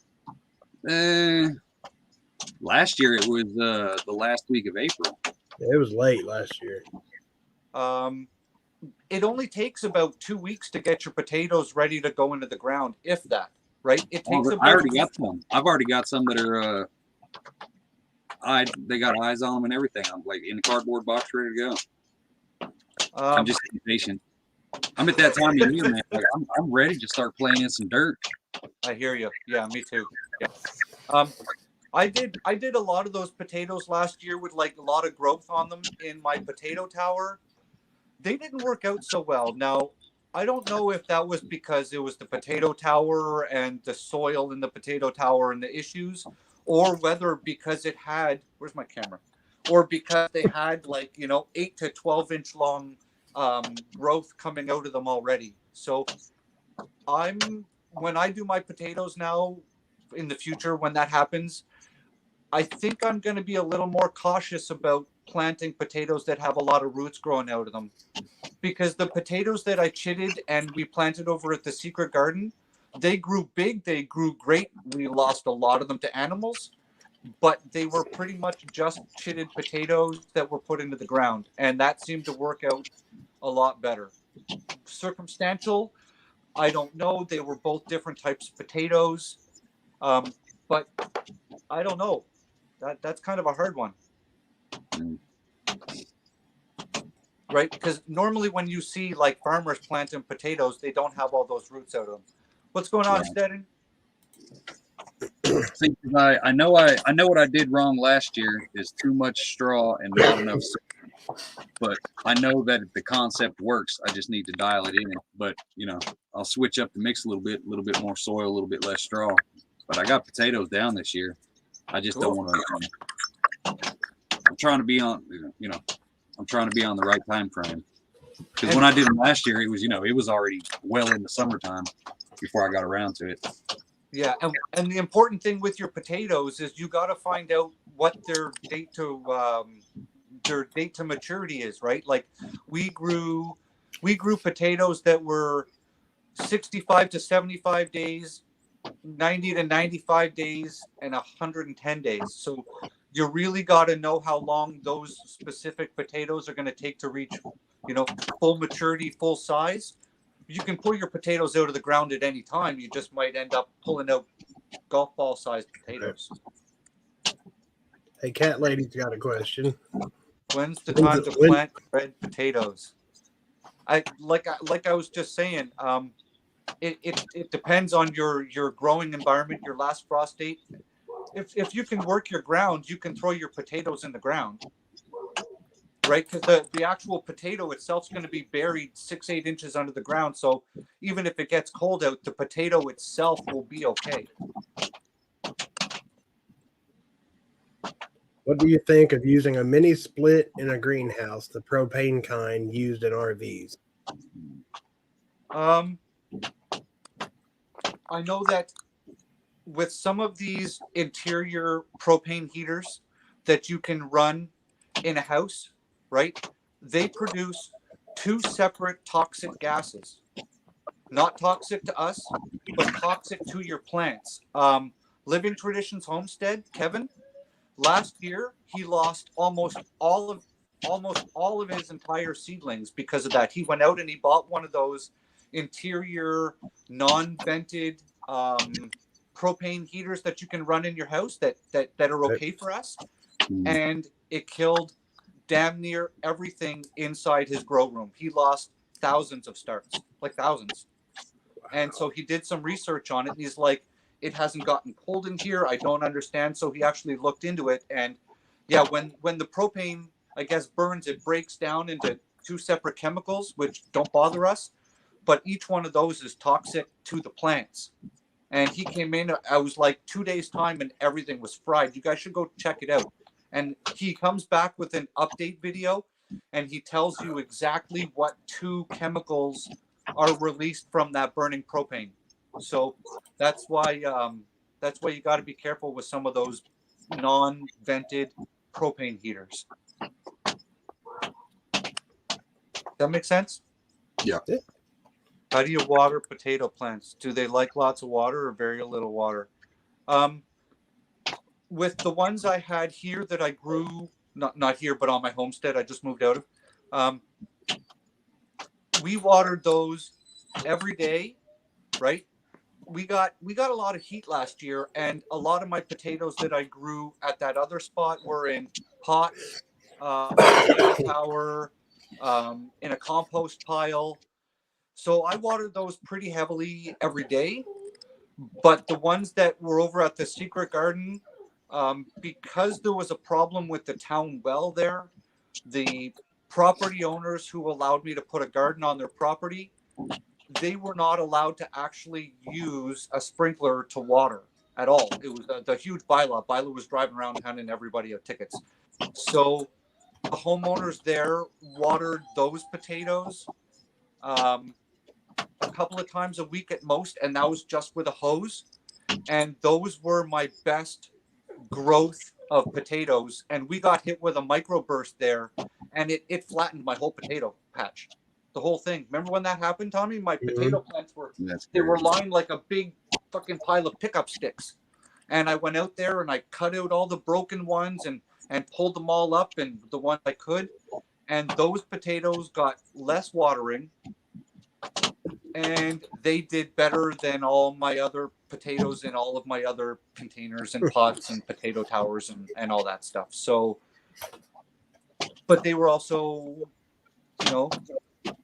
but they were in ground, and being in ground makes a big difference because potatoes are really, really heavy feeders. And if they're growing in pots and you don't supply them with enough nutrients and fertilizers when they need it through their growth cycle, they're going to deplete that soil a lot faster than what will be depleted from them growing in the ground itself, right? Because in the ground, you have all your worms coming through and your whole soil biological life that just constantly flows around and replenishes. So I like. There is a channel. He might be the coolest dude on YouTube who talks about something similar to that. You might want to go check him out. I'm just saying. I was going to ask if you wanted to do a shameless plug, but you beat me to it. So, no, seriously, 300 Warriors. Hutch has been doing a series on that exact thing about creating our own community, and you should check it out. A lot of good ideas. I mean, you've done how many of those? 8. Is that what we're doing on Thursday? Okay, Hutch? you got it on what we're doing? Yeah, and then GTP here and Heartland Survival is going to be on the next one on this coming Thursday. Sweet. So I was in the chat on Hutch's Live 2 weeks ago, I think, when we were talking about animals and all the rest of that stuff. We did a lot of talking about rabbits and farm animals when Milk was on and stuff. Yeah. For you guys, come to these live streams. It is just it's a wealth of information. Everybody is just, because it's kind of chatting, but it's information chatting. We passed a lot of info out that night because some of the people involved in that chat had a lot of experience in the topics that was getting talked about. So for those of you who can show up this weekend. What are we doing this week, Hutch? Making money on the home. Yeah, how to make money off the home. Yeah, 300. A lot of those people that were laughing 2 years ago look like complete fools now. Right. Yep. So don't even let that bother you at all. I will give you guys a warning though. If you don't know who I am,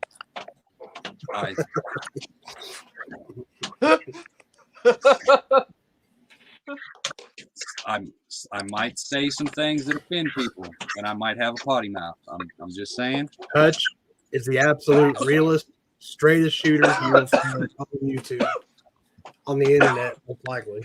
But he don't sugarcoat anything for anybody. He's He's Hutch Homestead. Thanks, Katie or Cat Lady. We love you too. 7 Meow. cows now, huh?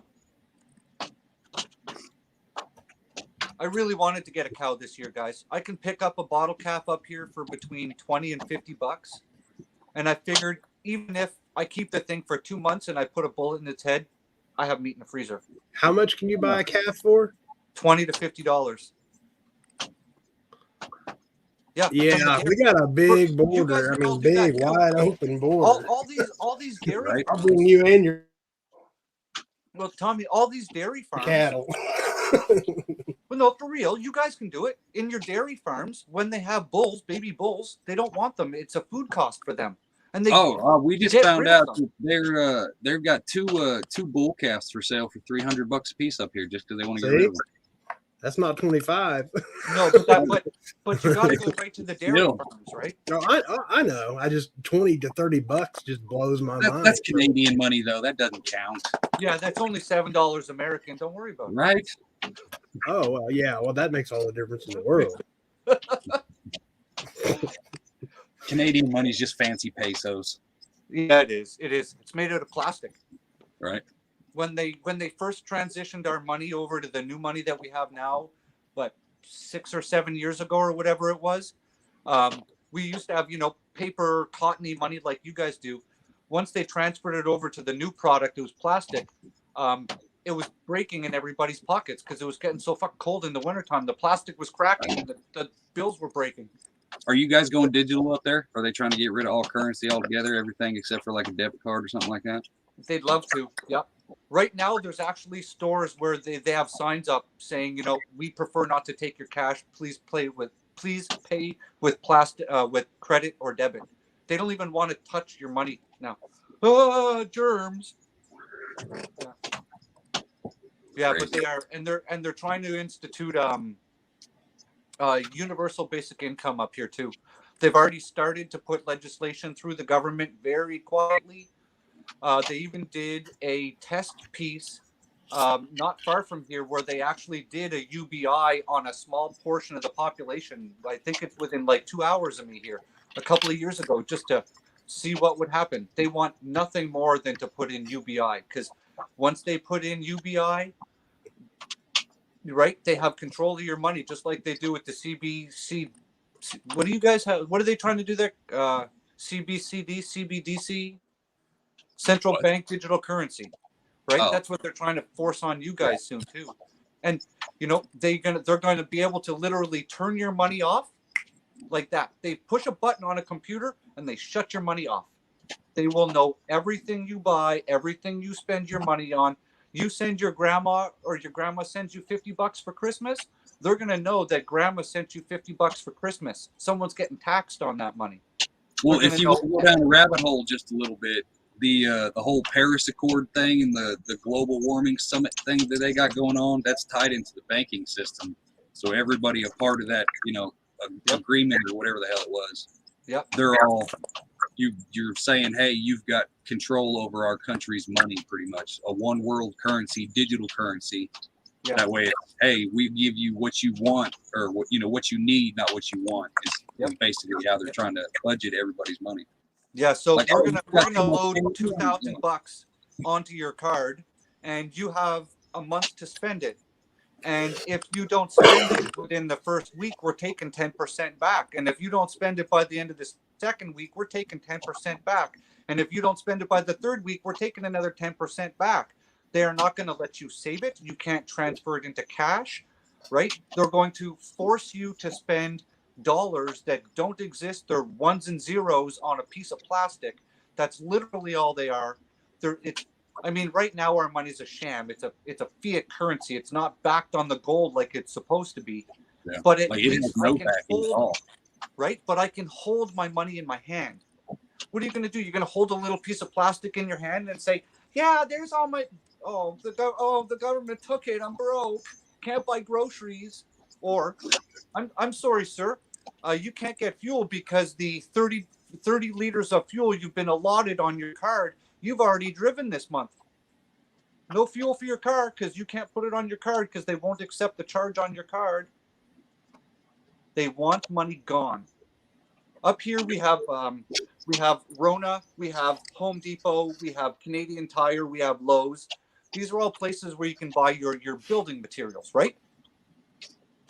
So our tax government agency, the CRA, what they did last year is they contacted all of these major companies and they said, we want to know all of your private contractors who have accounts with you guys, and we want all the records from all of them. So what essentially they did is all these contractors who are, working for themselves, own a company. How many of these guys are doing cash jobs, right? A lot of them. They'll do a lot of cash jobs. That's just the industry itself, right? So they use their account at Rona or Lowe's or Home Depot, and they buy all their contractor materials on their account, so they get their discount. Well, then, hey, little man. So the CRA comes in and says, we want all the files. Now they're going after all of the contractors. My little ones aren't allowed on camera, guys. It's a security issue. Yeah, it's not that I don't love them. Gotcha. Yeah, it's a security thing. So the CRA has gone after all of these contractors now, and they're trying to charge them all with tax fraud. That's how they're getting them. So if they're doing that, if they're going to go to those extremes to go after private contractors who are just trying to make a buck, right? Especially with the cost of wood when it was up 400% last year, right? And now what? So you switch that over to a CDC central bank currency or a UBI here, and it's on a card. There is going to be none of that. If you're a home renovation contractor, everything you do is going to be, once cash is gone, obviously, everything is going to be put on plastic, and everything will be traced from A to B to C to D to E, and they'll just be able to track that ones and zeros everywhere and turn your life off. Like right now, it's so stupid. Even with my bank, I'm with Royal Bank. I've been with Royal Bank since I was 14, and I'm 43 right now. I've put, through my employment, hundreds of thousands of dollars through that bank account, right? I can't transfer my landlord $2,500 a month in rent. My bank will not let me. $2,500 that I can't even transfer. A one-time thing. I can't even have a manager authorize me to transfer $2,500 to my landlord. They say it's a security issue. I said it's my rent money. I said I'll bring my lease in and you can put it in my file. Oh, we don't want to have anything to do with that. So how am I supposed to pay my landlord? And that's just right now. And that's in cash from my bank account. Right? So imagine the controls now. Imagine what's going to happen when they start implementing more of this. Like your IRS thing there with the $600 transfer thing. Is that still effective, or did that get squashed? No, that's a thing. That's a thing forever now. Yep. Oh my! Wow, that's really scary, right? That's really, really scary. And the reason I say that is because in this day and age, $600 is not a lot of money, right? Let's be honest. Right. $600. If you're a full-time employee and you're making a half decent wage, $600 really isn't a lot of money. Right. So, and they're saying that this is to, catch billionaires with all these bogus transfers and stuff. No, it is not. It is to come down on the little folk, right? Because if you're a home contractor and you're getting paid by Joe homeowner, if he wants to pay you $4,000 for the work, he takes out $500 increments over times 8 increments, so he doesn't get caught to taking the money out. Hell, I paid the guys that did my well just under $8,000. I paid them in 20s and hundreds. You know what I mean? I could not have done that this year. Right. Yeah. It's not okay. It's not okay. I tried to take a sum of money out of the bank 2 years ago, and it took the bank a week to get my money in. A week. And we're not talking a large sum of money, but enough that I had to put in a request. But it took a week for them to get that money out of my account, right? They said they had to bring it in on a money truck. And I said, you're telling me you literally don't have that much money in the safe in the back? Like, we're not talking a lot of money. And you can't give me my money in a 48-hour period. You have to wait a week. And this wasn't like a security check and balance thing. They didn't have it in the bank. That is it. At some point, it's going to be what is that? Sorry. You guys seen the thing for the bank? It might be U.S. Bank or one of those, but they've basically got like a little cafe waiting room inside their bank. It was like on with the little comfy chairs and crap. Yeah, I think pretty soon it's going to be just like a Starbucks, and a bank is just going to be a couple computer screens on the wall. Because if you don't have any money, you have no need for tellers and doing all this other stuff. You know? Yep. Yeah, you walk up, it's got some sort of retinal scanner so it knows it's you, and you can tap into your account and access your account and do the larger transactions that way. Feed your paycheck in, which is going to be on plastic, into the plastic box on the screen that sucks it in and scans it and spits you out a used card. Yeah. They're downplaying. Weekly allowance. Yep. Like right now, normally, like we all grew up, we're all about the same age. I remember going into the bank and there's like 8 tellers lined up, right? You go into a bank now, you're lucky if you see 2 or 3. You're lucky. Yep. When I call my bank now, I can't even talk to the people who work in my bank. I call the bank, and my bank is now farmed out these phone calls to call centers. They're not even bank employees. They're call centers. The call center, the bank pays the call center, and the call center pays these people. They're not even bankers. They can't answer my questions. I'm a simple guy. I don't have very complicated banking questions. And these people at the call centers, one, have all of my personals. All of them. They have my credit card info. They have my bank account information. These are random people with access to our very important financial information, right? Like, these people can even get into our credit files if they choose to do so. And these are call center workers. They don't want people in the banks anymore. Banks are becoming outdated. They're making it harder and harder to use them. Service fees are, $20 a month for service fees. And I'm like, what have you guys actually done for me this month? I paid my phone bill and I paid my rent. And on top of that, you guys made money on my money that was in my bank account. You guys made money. It's 10 to 1. Did you guys know that? They make 10 to 1 on our money in the banking systems. So no wonder why they don't want you to take your money out of the bank.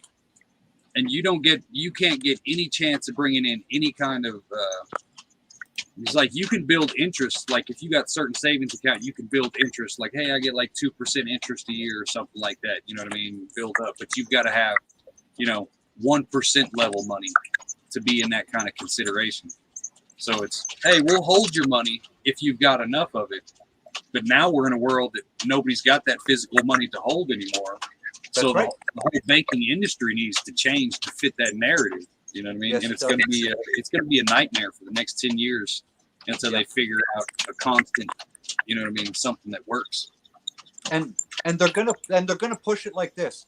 They're gonna say, we want to get rid of cash because cash has germs and diseases on it, right? Which they're doing with everything right now. There's places up here when the thing was going really strong a while ago, and they had plastic dishes that you had to put your money in, and it's like soap and solvent, and then they would take it out of the other side with tongs. Cash, right?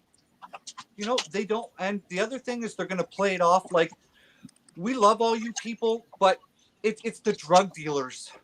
We got to catch the drug dealers because they're the ones using the large volumes of cash. It's not your Joe Blow taxpayer. We trust you guys.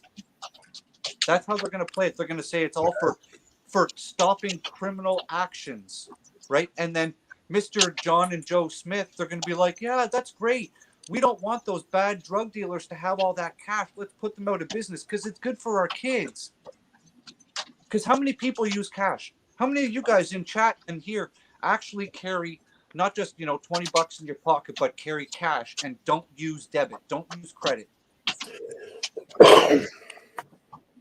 Probably not a single person. Go ahead, I'll wait. Right? Yeah. And see, but that's what I don't understand. For all the complaining I'm hearing everybody do, the walk-in clinics, the little small town, pop-up clinic things, Right. 3 or 4 rooms, and small banks are literally popping up every damn where. Like there's 6 of them being built in a 30-mile circle of my house right now. Right. I'm like, I thought these were the things that we're having the issues with, but we can still afford brick and mortar. You know what I mean? Yep. Yep. The whole financial industry, it's scary. Like,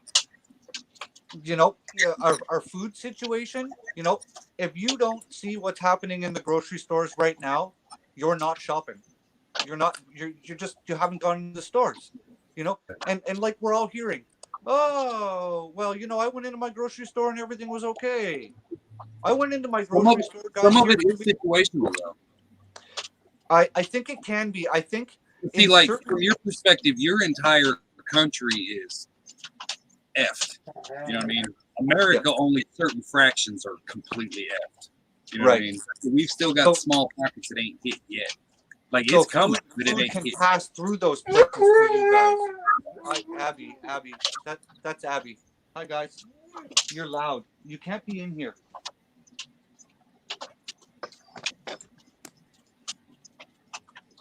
I wonder if that's probably just from watching the damn wrong movie. Caught him watching some American movie and tortured him, probably. Isn't All right, Abby, go see somebody else. Out. Go. Thank you. I'm wondering if it's what was it, hemorrhagic fever? Is that what that was called? And that's like a form of Ebola, right? Yeah, Ebola is a hemorrhagic fever. Yeah, you bleed out of your bits and pieces. And your eyes, nose, and mouth too, I would assume. Didn't they say aren't they working on some new thing that's supposed to have a 1 in 3 mortality rate?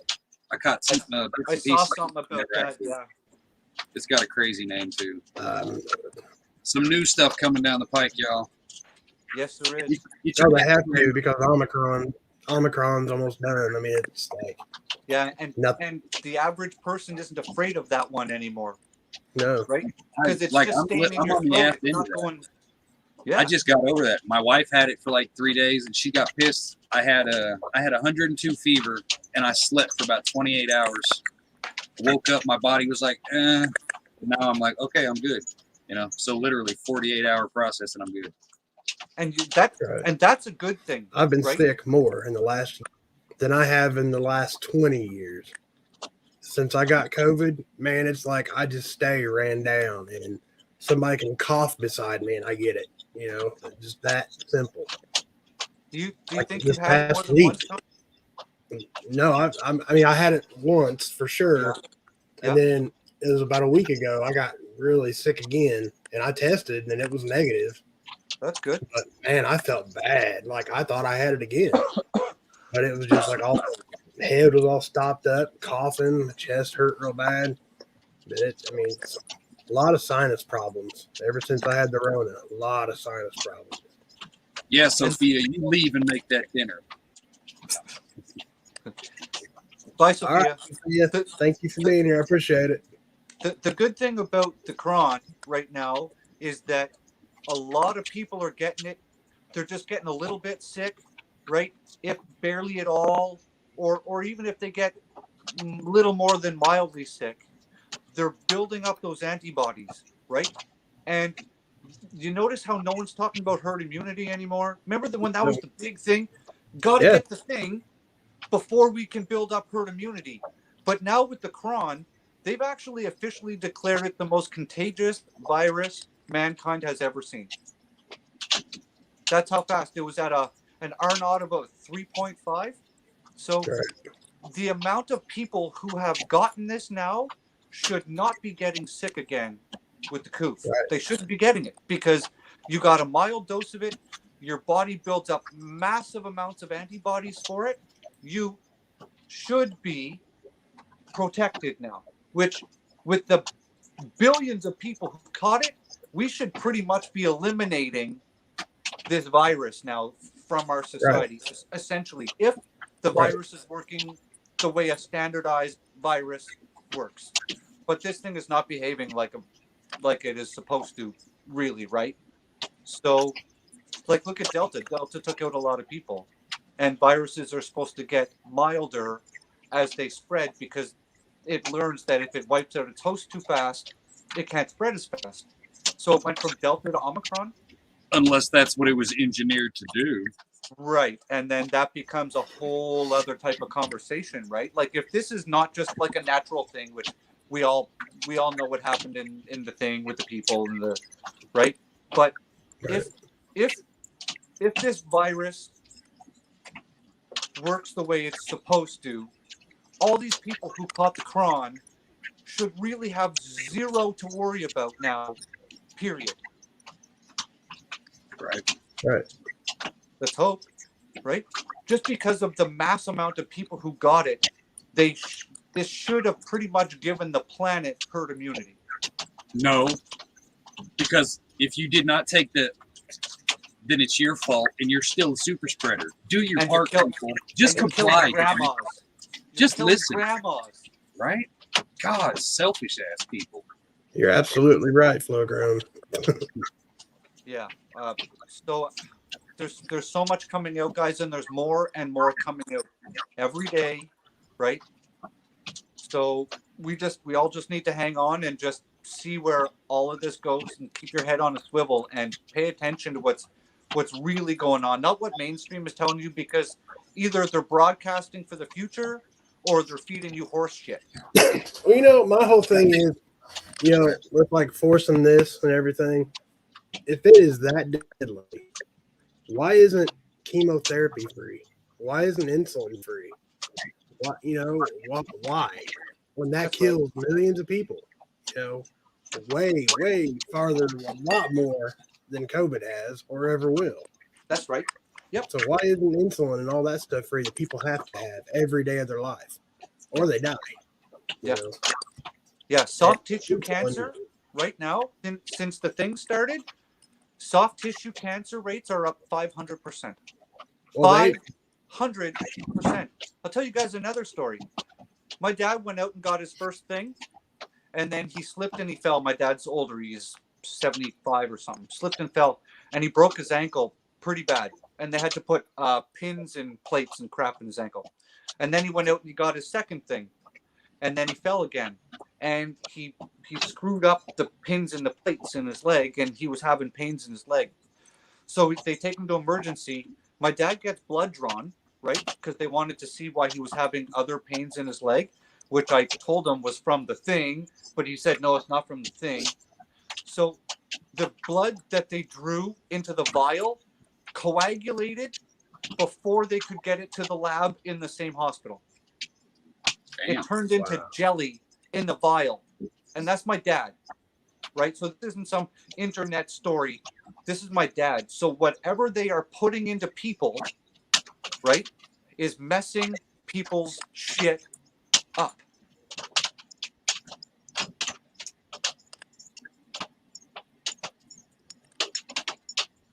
Yeah. Now, you know what? I understand if people have gone and got it. I don't have hate for you at all.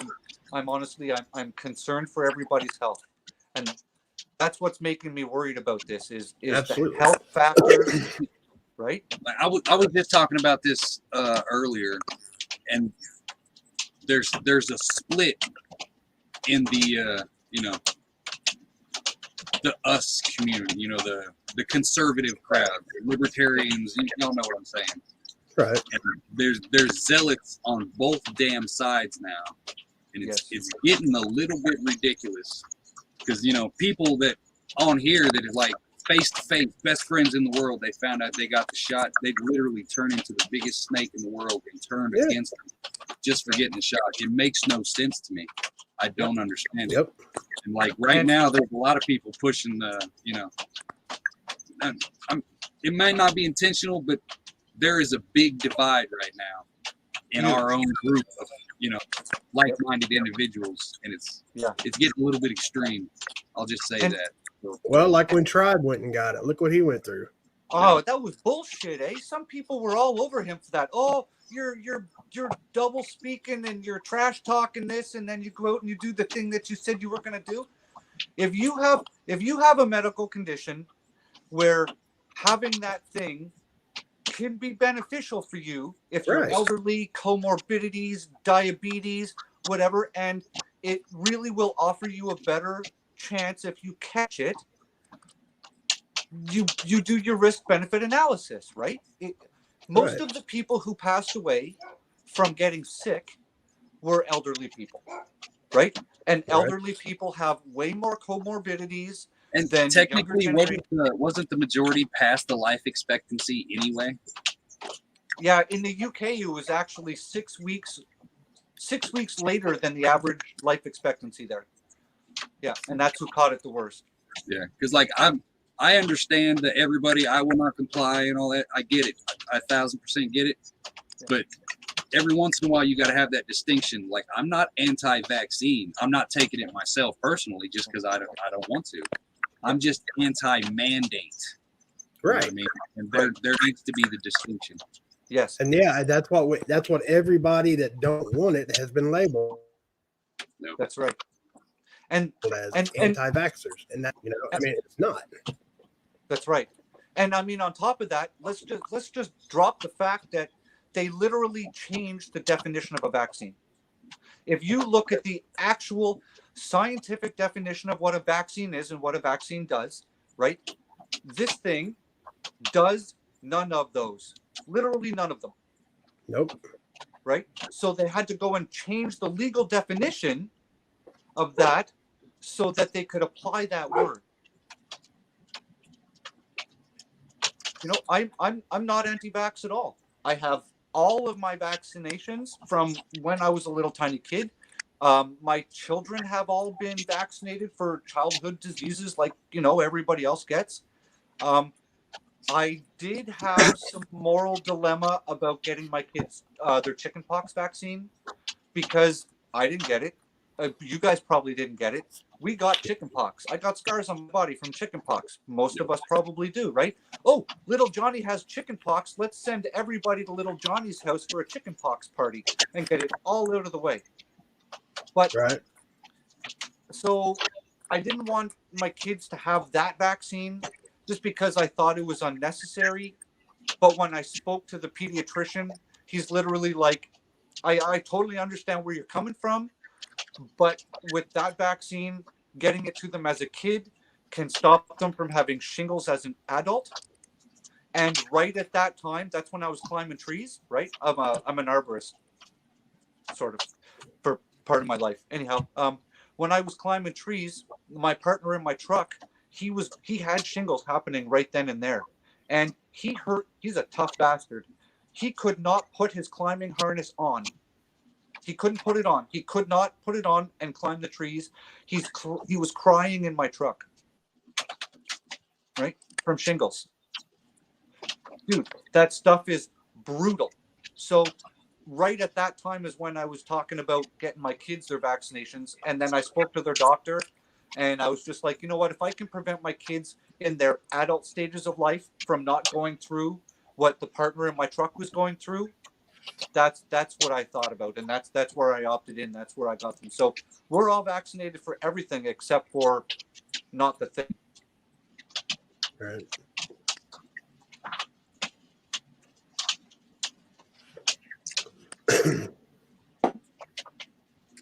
Well, that was a nice, lighthearted conversation. I haven't had conversation. the last vaccination I got was a flu vax, and it was like 8 years ago.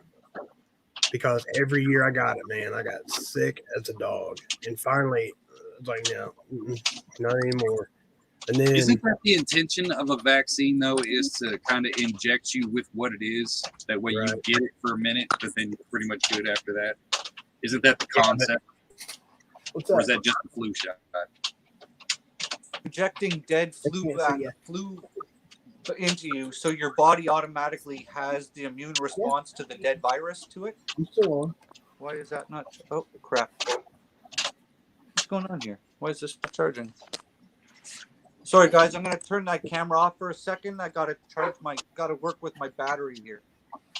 So this way, you just don't have to see me shaking this thing around. All right. My phone's plugged in, but for some reason, it's decided it's not going to charge.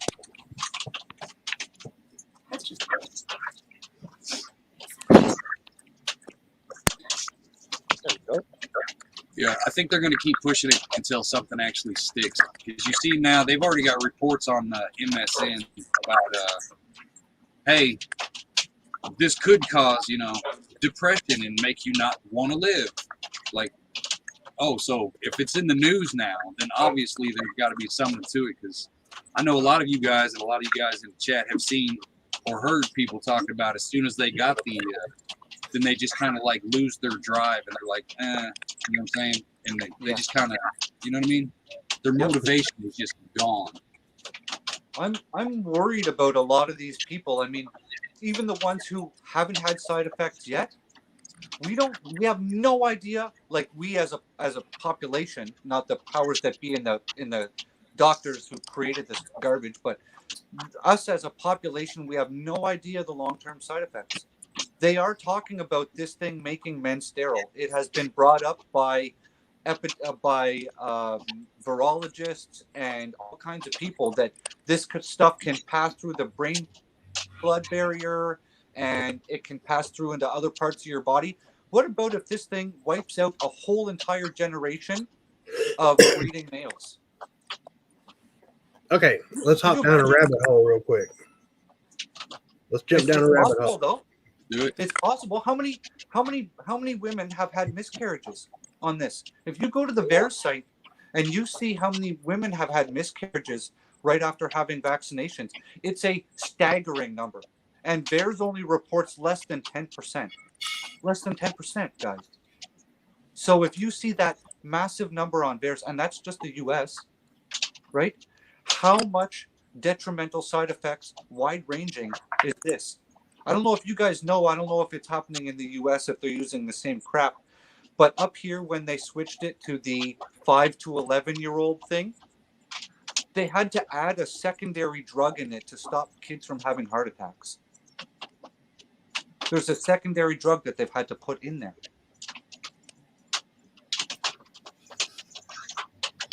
What rabbit hole we jumping down, Tommy? Well, I had a theory some time ago because, you see and read and hear plenty about, people that got it, stroke, heart attack, just whatever, dead, or all kind of neurological disorders and everything. And then there's just as many people that I'm fine. It didn't bother me a bit. Yeah, well, not a bit, right? They didn't even get the sickness the first day they got it. They're just like, and carry on with life. What if, we know what happened in Wuhan. I mean, that's no big secret. Mm-hmm. And then the shot, there are just like hot shots, if you will, that they're made to do that. Just to interject there for a second, I heard, I can't verify, I saw it somewhere on Jordan Peterson or something. Apparently, there's 3 different shots. One's a placebo, one does one thing, and the third one is the strongest one. Out of like when you get like not through your boosters and that, but just through your first shot. Apparently, there's 3 different serial numbers in the different shots that are cycled through, and one's the placebo, and the other 2 are varying degrees of whatever. Just sort of interject there, yeah. No, that's what I'm getting at is like there's so many that's nothing but basically saline solution. Oh yeah, I'm fine. I never got a fever. I feel great. The site's a little sore. Well, that's going to be with any injection. Yeah. But then you got people that don't even make it to their second round and they're dead.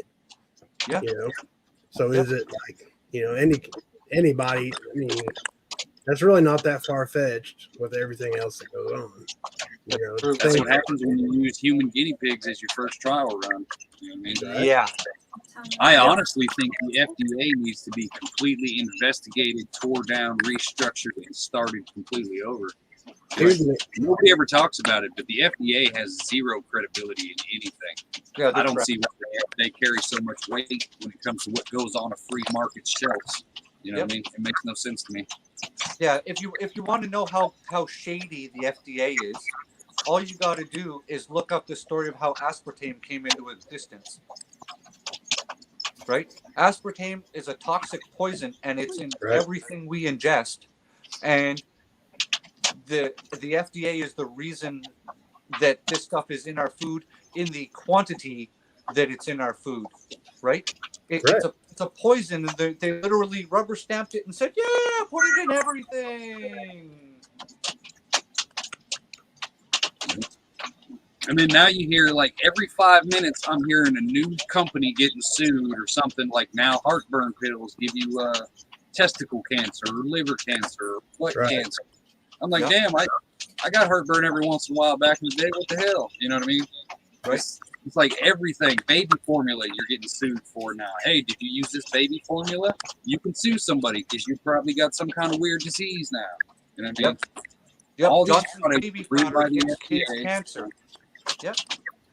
We work with some ladies that, since they've been fully vaxxed, one, now they found spot on her lungs, never an issue before. Just all of a sudden, there's masses showing up on x-rays on her lungs.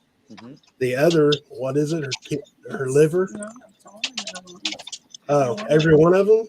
Okay, every one of them is having lung issues, like spots showing up on their lungs. 2 of them are boosted. And 2 of them are boosted, but they all 3 have the same exact thing happening. And they've all 3 been vaccinated. It's just weird. I mean, I don't believe in coincidences, you know, so. Okay. I don't know. Yeah, you can be on the PS4. Yeah. Oh, okay. Well, we're still doing that. So yeah, buddy, go grab some dessert or some. I don't know, and get something for your brother too. Let him know. Please close my door. Just, if you guys are interested, I guess 2 more cops were just shot in. I heard that. Bridgewater College. Yeah, I saw something like that run through my news feed. Yeah. It's getting worse. You know, people have had enough. Mental health right now is at an absolute crisis level. Right? People are throwing down at the drop of a hat for nothing. You look at someone the wrong way in a grocery store and they're like, yep. You know?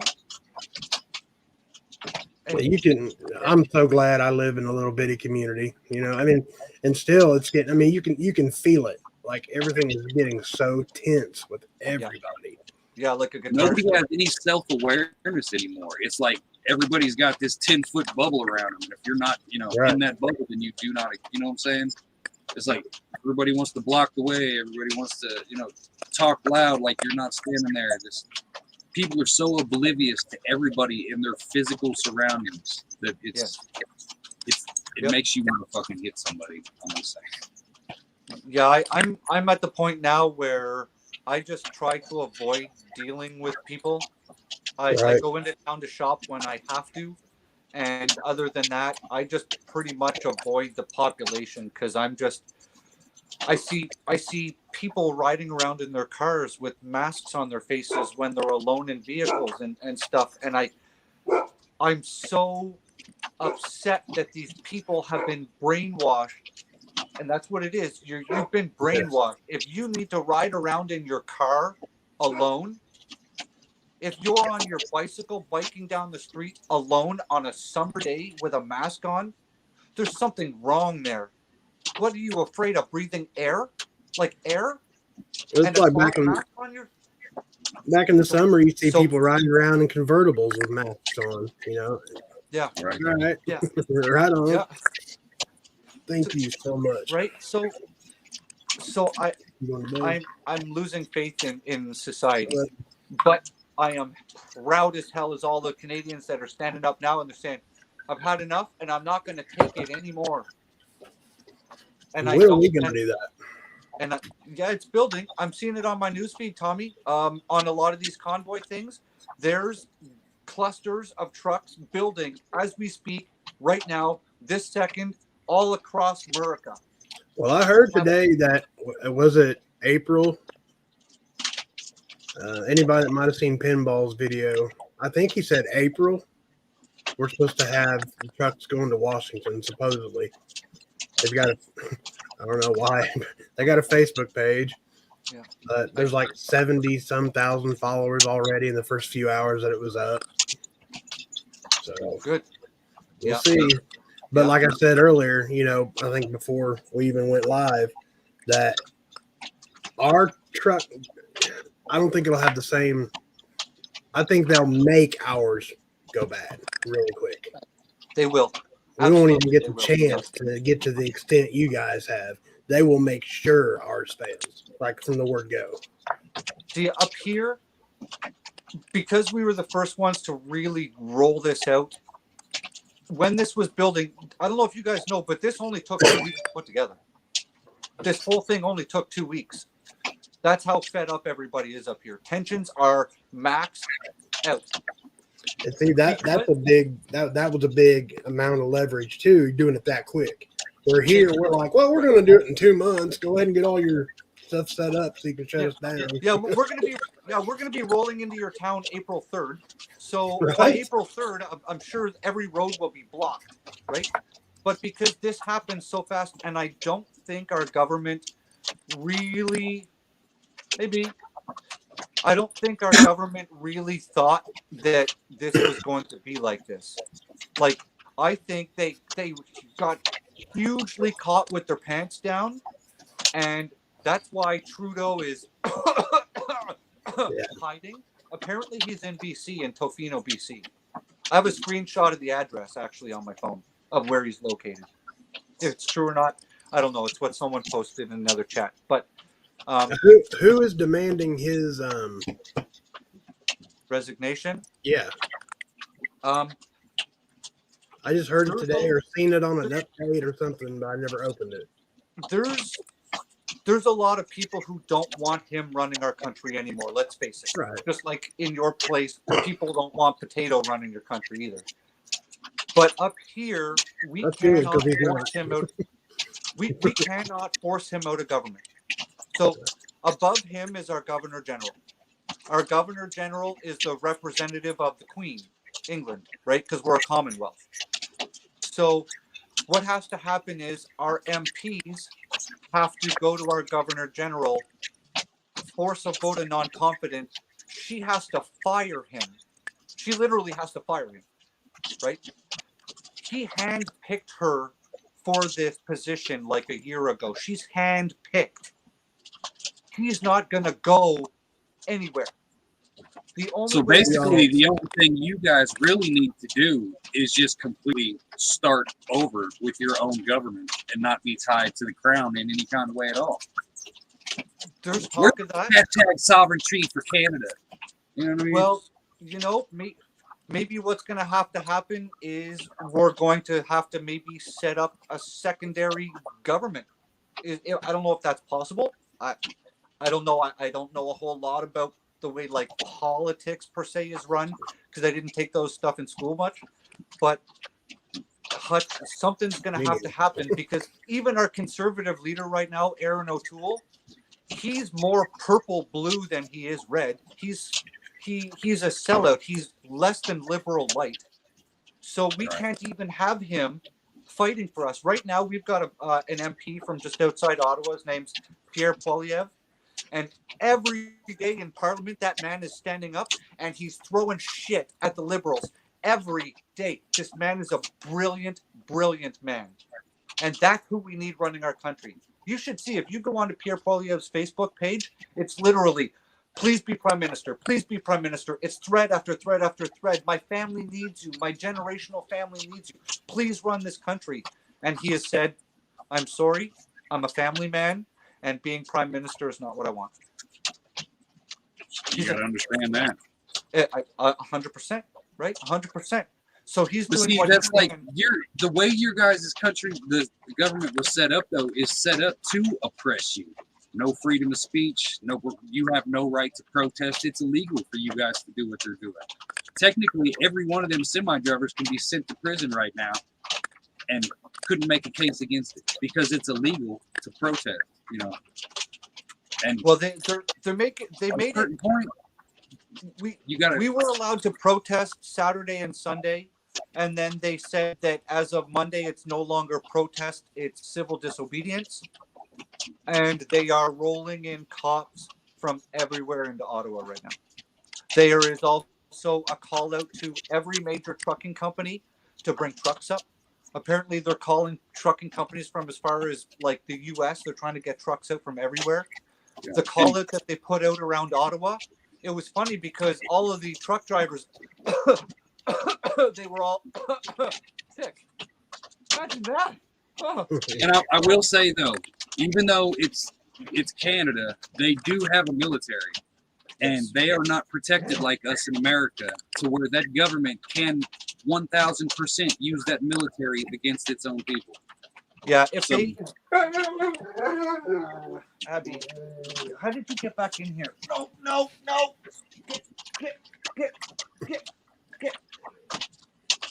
Get. Sorry, So guys. yeah, every one of those truckers who's up there doing right now, they are literally risking a lot. They're freedom fighters. Yeah, they're more freedom than fighters right now. Americans will ever understand how much those people are risking right now just by doing that. Yeah, and I mean, some of these guys have literally said the only way I'm leaving is in handcuffs. I am not leaving. I brought food for weeks for my truck. Weeks. I'm not leaving my truck, and I'm not moving my truck. Rumor had it yesterday. I didn't see it, but apparently yesterday the truck drivers had started to chain their trucks together. Yeah. So they're not going anywhere. They're going to have to. And Trudeau said in his statement the other day, he said in his statement, Abby, hey, knock it off. Trudeau said in his statement yesterday for the media that he will not be talking to the truckers. Now, that was yesterday, and the truckers are still downtown, and the tractors are still downtown. At what point does he maybe say, maybe I need to talk to these people? I don't think it's going to do any good. I don't think he will. He's not going to relent anything because he is backing on the fact that a lot of the Liberal Party still backs his play, because if they decide that they aren't going to play by his rules, he will literally just have them removed from their position. Yeah. He'll gaslight them. There'll be some sort of media scandal, and they will just be removed from office within weeks' time. That's how it works up here, right? It's corrupt as corrupt can be with the Liberal Party. It's disgusting. So we now have Conservative Party members coming out and saying we back the truckers 100%. And then in Trudeau's broadcast, he said, all you members of Parliament who went against what the ideology is right now, there's probably going to be penalties and consequences. So essentially is what he's saying. So he's threatening our other members of government who have decided that they're going to back the truckers and not back Trudeau's Build Back Better plan, which is disgusting. Did you see Slogan's question down there, Sean? No, hang on, guys. I got to get this dog out of here. My kids keep leaving the door open. Out, Abby. Out. Come on, Abby. Out. Out. Man, that's crazy. Stop leaving my door open. You're causing problems. No, they didn't. I'm worried about the I've been kind of tripping on it. The would they say there's 10 or 20,000 American trucks up there? Am I getting that number right? And last time I counted, there was 30,000 en route here. So how is that going to work? To see if that plays out weird. Yep. Because I was thinking, somebody was saying something, if they block the borders. Okay, well, if you block the borders, then doesn't that make that an international incident and act? It's technically an act of terrorism. I could But probably if see an that. American truck driver is up in the protest in Canada, and something does happen to where it gets physical or bloody or however it may go, or just arrested for being there, now then you have are an they American locked up in prisoners? a Canadian jail. Yeah, and what I'm saying, how does that work? So there's all kinds of what ifs floating around right now. My concern is several things. Tifa is up here all over the place at these protests, right? They dumped a box of nails off an overpass or some shit in front of the convoy. Rumors, I haven't seen it, right, because I'm not in Ottawa right now, but There's rumors that they're going around slashing tires. They're doing all kinds of stuff. That's one. Two, I think that Sparkle Socks is going to start calling these truckers and their supporters terrorists. You know what I mean?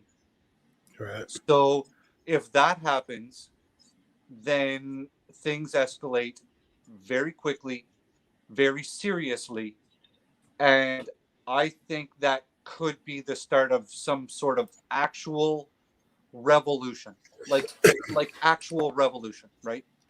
Because at that point, what are they going to do? Are they going to literally start pulling truckers out of every truck and arresting every truck driver, right, and locking them up?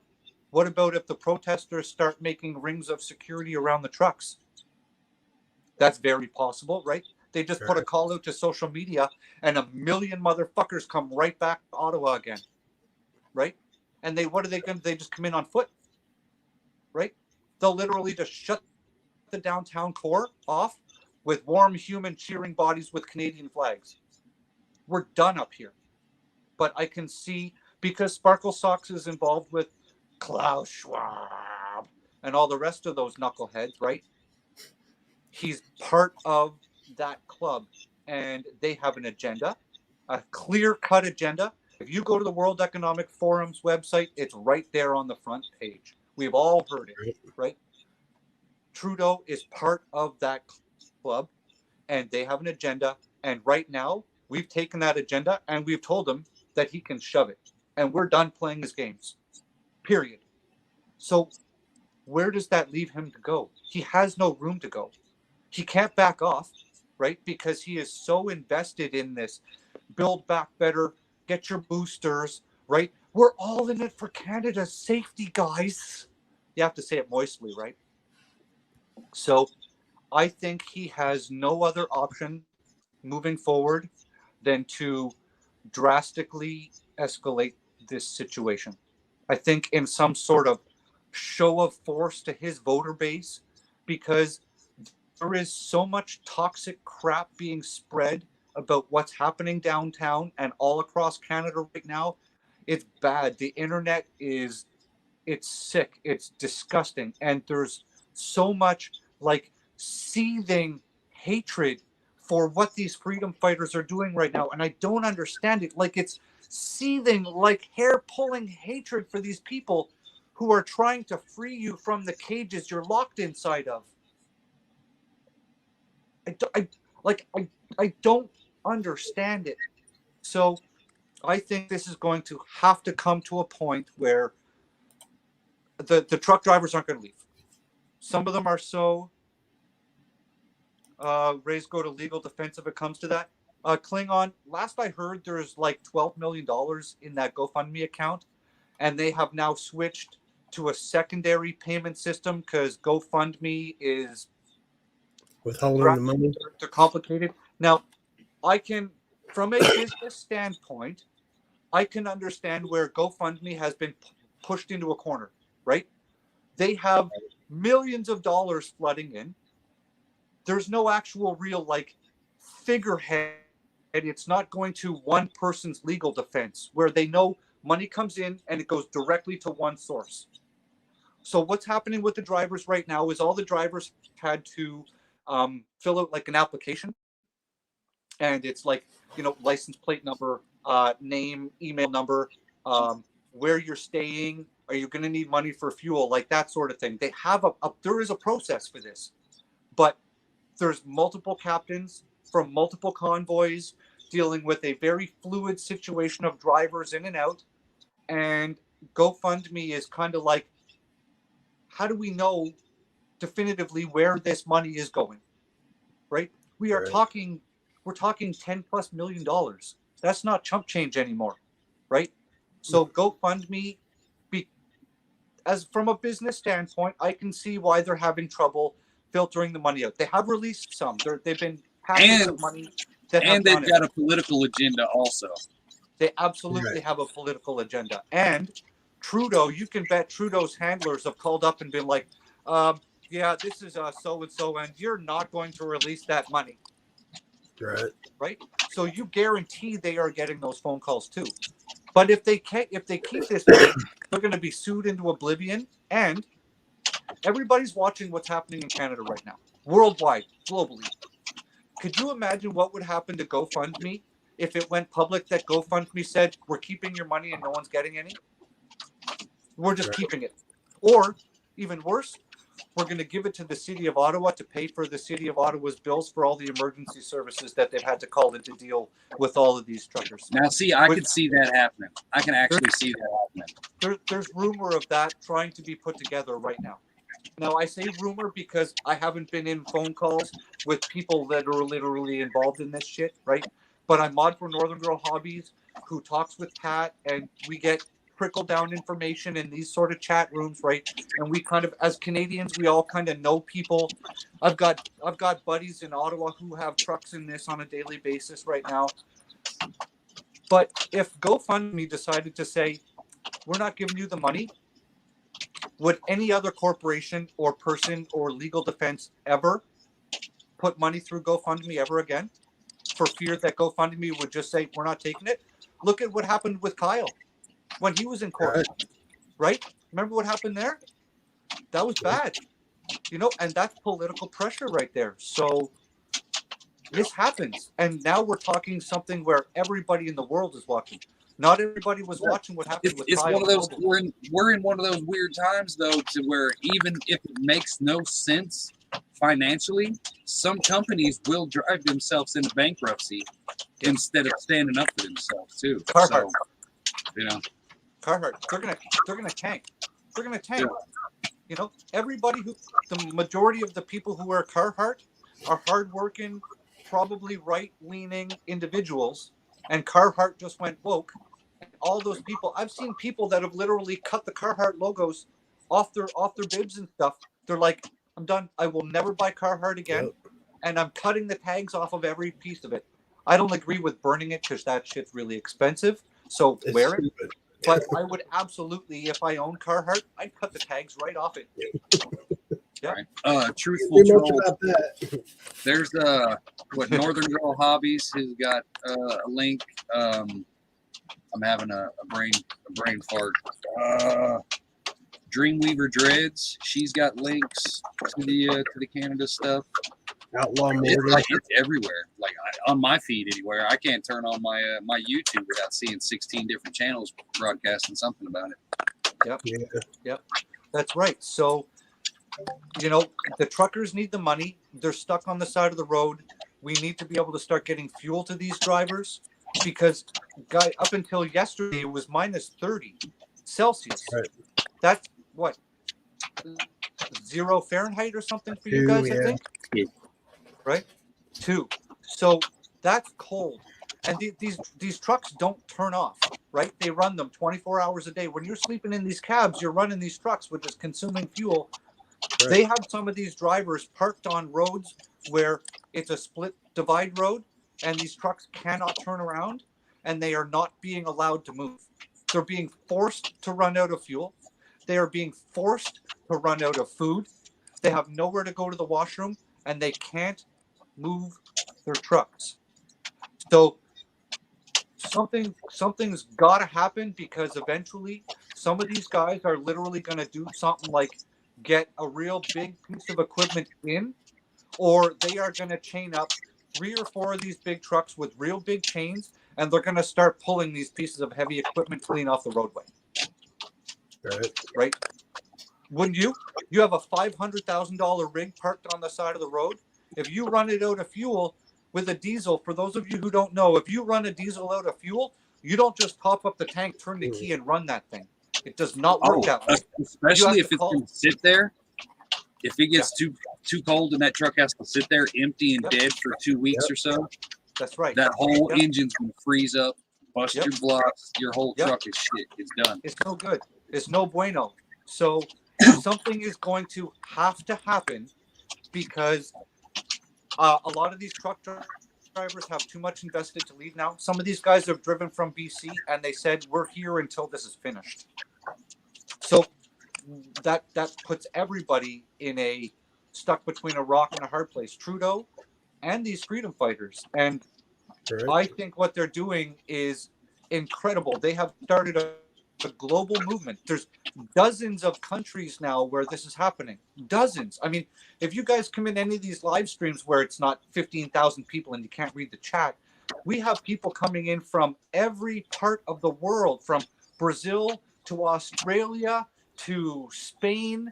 They're coming in and they're saying, we're proud of you, and it's starting in our country too. Thank you. Whoop, whoop. Viva la revolution. Yeah, because I mean, you take out the trucks. You park your trucks. Your country's dead. Yeah. I mean, Yeah. And this is if you're not done. and this is not just about truck drivers having to be jabbed to cross the No. border. Like, you know, it's that's part of it, obviously, but it's not going to matter if the U.S. doesn't change that policy, because they're still screwed. They cross the border, they come back, they still have to quarantine.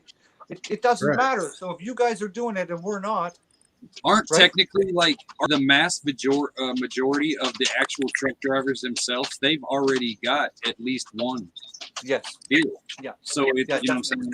It's a mandate fight. Yes. People need to remember that. It's all about the mandate. That's right. Right. Exactly. You know, and I don't blame a lot of people for getting their first 2 ones either, because they were told, you get your first 2 and we're going back to normal. That's what it's going to take. Just get your 2, do your due diligence, and life is going to carry on. And then all of a sudden everybody realizes they've been duped. Right?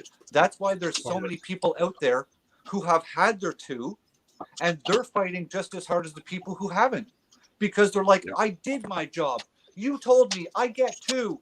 I get my life back. You lied to me. I don't know if you guys know, but they've reduced time between boosters to 3 months now. 3 months. So that's 4 boosters a year? 4 a year. Yep. So what? So let's say this carries on for 2 more years and you're up to 2 jabs and 17 boosters. You did your part. But then it's 3 months later and it's time for you to get your 18th booster. What about if you say no? All of a sudden you're considered unvaxxed. Yep. It doesn't matter what you've done before. It matters what you do right now. Yep. So where does it stop? It stops now. Now's when it stops. Because as long as this momentum carries forward, right, they are going to have to stop this. Saskatchewan is one of our provinces. It's in the prairies, right? Mm-hmm. The premier of Saskatchewan already put out a tweet and a legal document stating all mandates are stopping. I think he said he's doing it, I forget, a couple of weeks from now or something. Everything is stopping in Saskatchewan. We're opening up the country. We're opening up the province, right? And then in I think it's in Nova Scotia, they tried to sign an edict through the media stating that you can't protest there. You can't convoy there, right? It's like a $10,000 fine or some astronomical thing. Like, it's crazy. They can't do this. It's in our Charter and Rights and Freedoms that we're allowed to protest. Doesn't matter what some premier, some elected official tries to tell us. Your elected official doesn't have the authority to supersede my Charter of Rights and Freedoms. And I know it's on my Charter of Rights and Freedoms. You know why? Because I have a 4-foot poster in my living room and it's on my wall. I read it. I know it. Right? What they're doing is violating our charter, just the same as you guys, shitting on your Constitution, right? At least you guys in most places have freedom of movement. Can you guys shop with no things on your face? I can't get into a store with one on my face. Right? I can't get into a store without one on. It's crazy. Can the truckers win this? Uh-oh. Oh, we lost touch. We lost touch. Can the truckers win this? I don't, TD1, I don't think it's going to be the truckers themselves. I think it's going to be the truckers and the population who back them and say, we're done. We're just done. You can take your mandates and you can shove them because we're just not playing your game anymore. That's it. You know, what are you going to do? 500 people walk into a grocery store without a mask on their face, right? What's the store going to do? Call bylaw? If everybody just says, we're not doing this anymore, let's say every 5 minutes someone walks into a grocery store and refuses to put a mask on their face. What, are they going to have a cop at the entrance arresting every person every 5 minutes who refuses to put a mask on their face? Not going to happen. Right. Hey, Rural Pepper. Yeah, me too, man. Me too. Now, I don't think he can really go back on it now because all the support that he just got, he will absolutely chop his legs out from underneath him if he backs that out now, right? But look at Jason Kennedy from Alberta. No masks. We're wide open. Come in. Oh, no, we're locking you down. No, it's okay. It's okay. I'm just kidding. I'm kidding. Back to normal. Back to normal. Lockdown. That's what's happening in Alberta. It's the carrot on the stick in front of the horse, right? In Ontario, we've been locked down since March of 2020. We've had lockdown procedures upon us since March of 2020. My kids pretty much don't remember things pre-garbage. You know, there's children out there right now all over the world where masks are heavily used that are drastically behind in their learning to speak because they can't see people's Right. mouths because this is what they see all day long. Right. Take that shit off your kid's face. They don't need it. There's what, a 0.0009% chance your kid's going to die from this stuff, which is essentially a 0% chance. They've shown that they don't spread the virus. They've shown that they're mild carriers even when they get it. The kids don't need this on their face. We are affecting an entire new generation of people, right? That's what they want. That's what They want our kids, and they want our grandkids. Yep, they're going after us. Here in Ontario, 12 and up, you can be vaccinated at your kid's school without notification to a parent. Yep. So little Johnny is 12 years old. They pull him into the office where the nurse is, and they say, little Johnny, we have your file, and it says that you haven't had the thing. Little Johnny's like, no, my dad doesn't want me to get it. Well, little Johnny, there's hot, fresh pizza and a sticker here for you. Pizza? Right. I like pizza. Dun, dun, dun. In the arm away you go. Here's your pizza, little Johnny. Yeah, thank you. Don't forget your sticker. That's what's happening. Come back and get your booster. We'll have more pizza. Yeah, but you don't have to tell your parents. Now, the scary part about all that, the parents don't know. Little Johnny goes home and dies of a stroke that night in his bed. Develops myocarditis and dies. Or gets really sick, really, really sick, and he refuses to tell his parents that he got it, right? And all of a sudden his parents have no idea why he's sick. And there's no file on him, right? And blame themselves, thinking they did something. Right? Yeah. Yeah. Is he did he fall? Did he bang his head? I don't understand. All of a sudden he's non-responsive. But they don't know he got the jab. If they knew he got the jab, they'd be at the hospital going, he got the thing in his arm. But because little Johnny didn't tell them, they're freaking out. Right. Oh, but as a parent, I am fiercely protective of children for this. They don't need it whatsoever. People with comorbidities and stuff, like I said before, I'm okay if you feel that it's beneficial for you and it will do you an advantage. Okay. But kids, keep that poison out of our children because it's poison.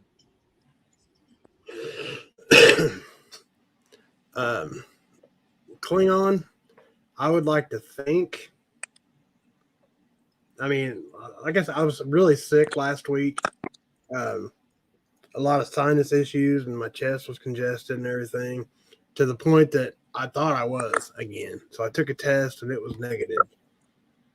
But I mean, I don't know if I'm protected from getting it again or not. I hated even doing the antibody treatment, but you know. It was moving into my lungs, you know, pneumonia and stuff. And how How does that thing work? The monoclonal antibodies or whatever it's called. What is that? Well, it was just a big open room with like probably 20 different stations set up. You go in there, you kick back. Well, at our hospital, you like have recliners, whatever. You kind of kick back, and they put an IV in you, and it takes like 20 minutes. That's about it. I mean, then they make you stay there for like an hour, hour and a half, just to make sure there's no reaction. You have to take, I think it was a Benadryl, and I'm thinking like an extra strength Tylenol. You take that, and they make you wait about 15 minutes, and then they start the injection just in case there is some kind of allergic, thing, Right. the Benadryl and stuff. But altogether, it was about an hour and a half experience, and I did. Admit it, I felt better. Like the next day, I started feeling better. It helped, but I was starting to develop pneumonia in my lungs and stuff. And she sent me like directly from the doctor's office to the hospital. She's like, "You need this now." Okay. Well, that's good that you were able to get that. Yeah, I got it right. It was like, I think 4 days, 5 days, something like that later, they were out. They announced that they were done. Our county, whatever, was dry. There was no more to be had. So I got it right under the wire. So is that how it works? Like there's very little supply of that stuff? I don't know anybody up here who's had to use it, so I don't know a whole lot about it up here. So I don't even know if they're actually doing it up here. There was a big shortage on it because, if I'm correct, it's the same kind of deal that they use on RA patients, rheumatoid arthritis. Okay. It's a thing they have to use as well. So between them and all the COVID, it was really starting to cut into the RA patients. Stock up, eh? Yeah. So there was a shortage on it for a while, but I think, now it's an option again here. So it must be they got it built back up. That's good. I'm all about alternative treatments, right? Right. There's what do they say? There's a million ways to skin a cat, and what works for some won't work for others. Some people go the natural route. Some are, I'm really glad you were able to do that treatment that you had, right? Because that's important. That switched things, that turned everything around for you. And there's people who may not be able to receive that. What's that? Florida does it. Yes, yeah. I don't, because my social circle here in person has gotten a lot smaller since I moved 4 hours from home. Right. My peoples that I used to talk to back home, I don't anymore. So I don't even know how many of them have gotten sick, have gotten over it, haven't gotten it, have the thing, you guys are my people now, this is why you guys see me around all the time. Right. But, I'm glad that there are various options of treatment out there that suit individuals through choice or medically, because not everybody's up for the same sort of treatment either.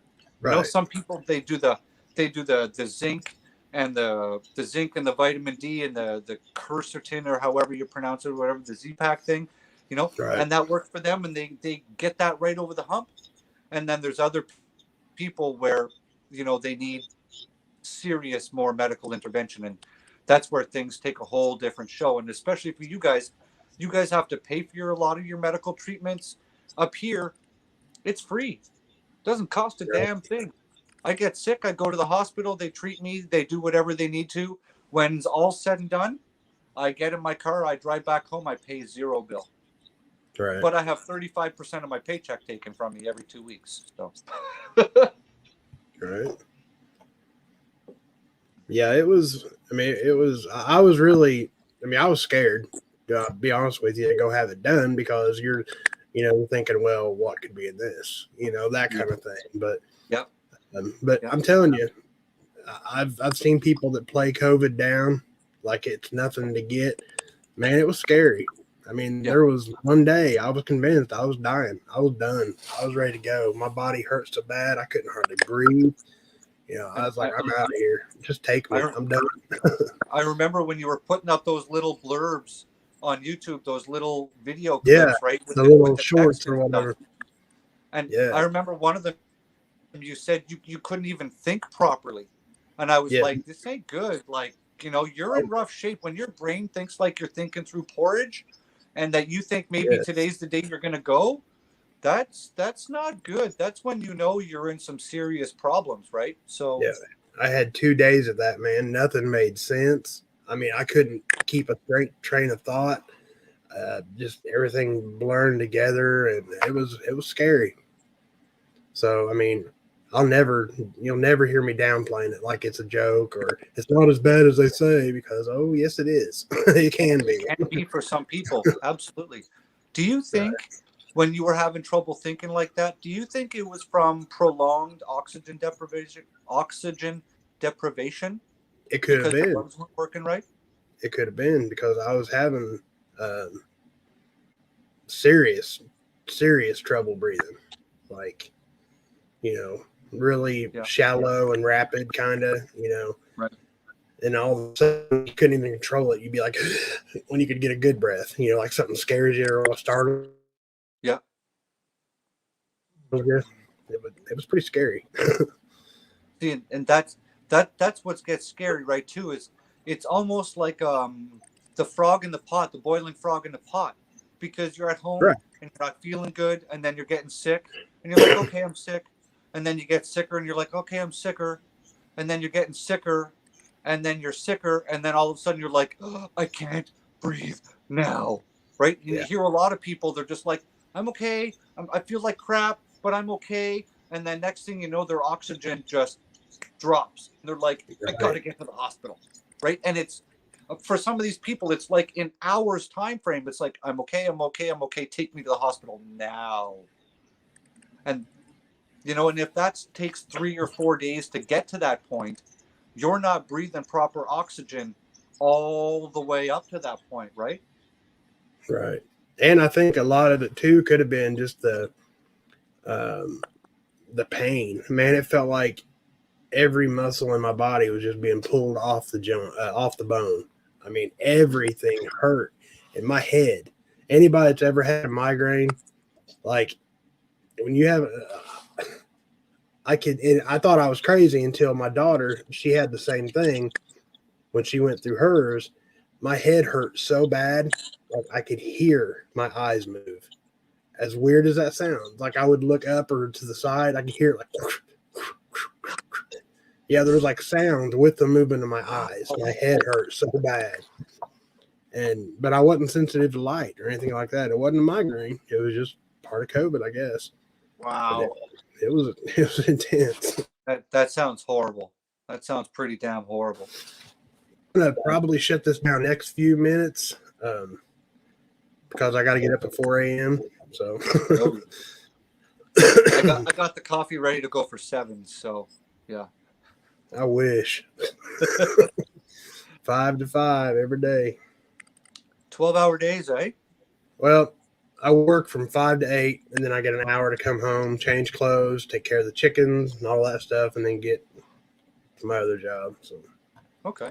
11 hours a day. Yeah, when I head back to Ottawa, I'm gonna be driving dump truck. I got a job waiting for me. I called the old boss, and I said, "Hey, what's going on?" He's like, "Nothing. Like, I'm moving back to town." He's like, "Yar." I'm like, "Yeah." He's like, "Well, there's a truck here with your name on it. You let me know. We pull the trigger. You're back in the saddle, just like that. Bing, bang, boom." Good deal, man. Yeah. Very good deal. Yeah. And if the deal's right, it's a sizable amount more than it was the last time I was driving for him with full benefits. Very good. Very good. So the stress, like up here, guys, I can't get a job. No one wants to hire me up here because I don't have. Thanks, B. I'm glad you're coming. Thanks a lot. Yeah, no one up here wants to hire me because I don't have the thing in my arm. So going back home, at least I know I've worked for this company half my life. The owner of the company was my best friend since I was 2 until we were late into high school, right? I pretty much started his business with him when he started his landscape company when he was renting a pickup truck by the day. Like we're talking initially started.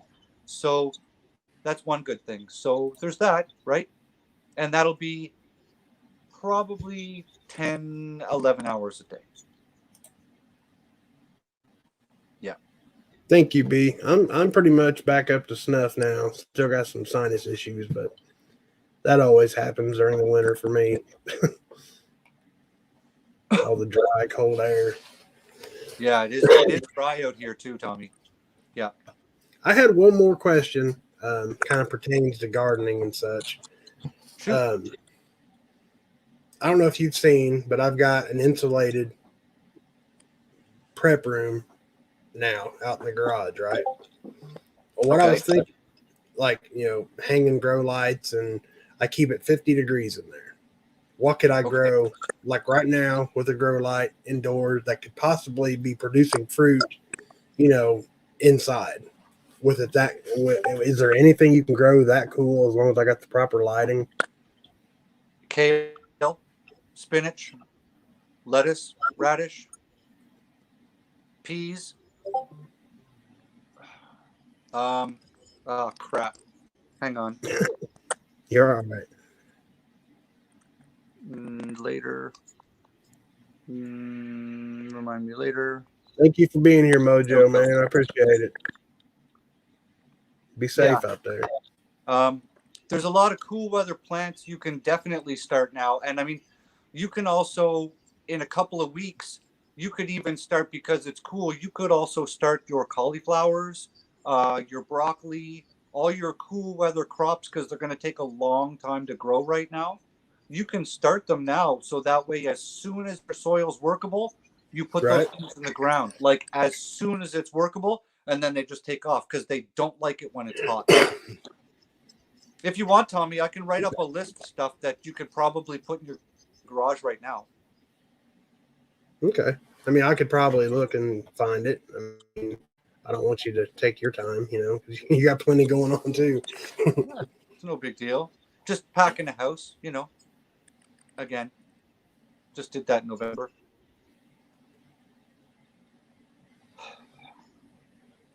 Head down, moving forward. Right. Yep. Head down. Well, guys, I appreciate y'all being here. We had a good time tonight. Yep. Thank you very much, guys. Good to see everybody. It's been a while, Tommy, me and you doing a live thing.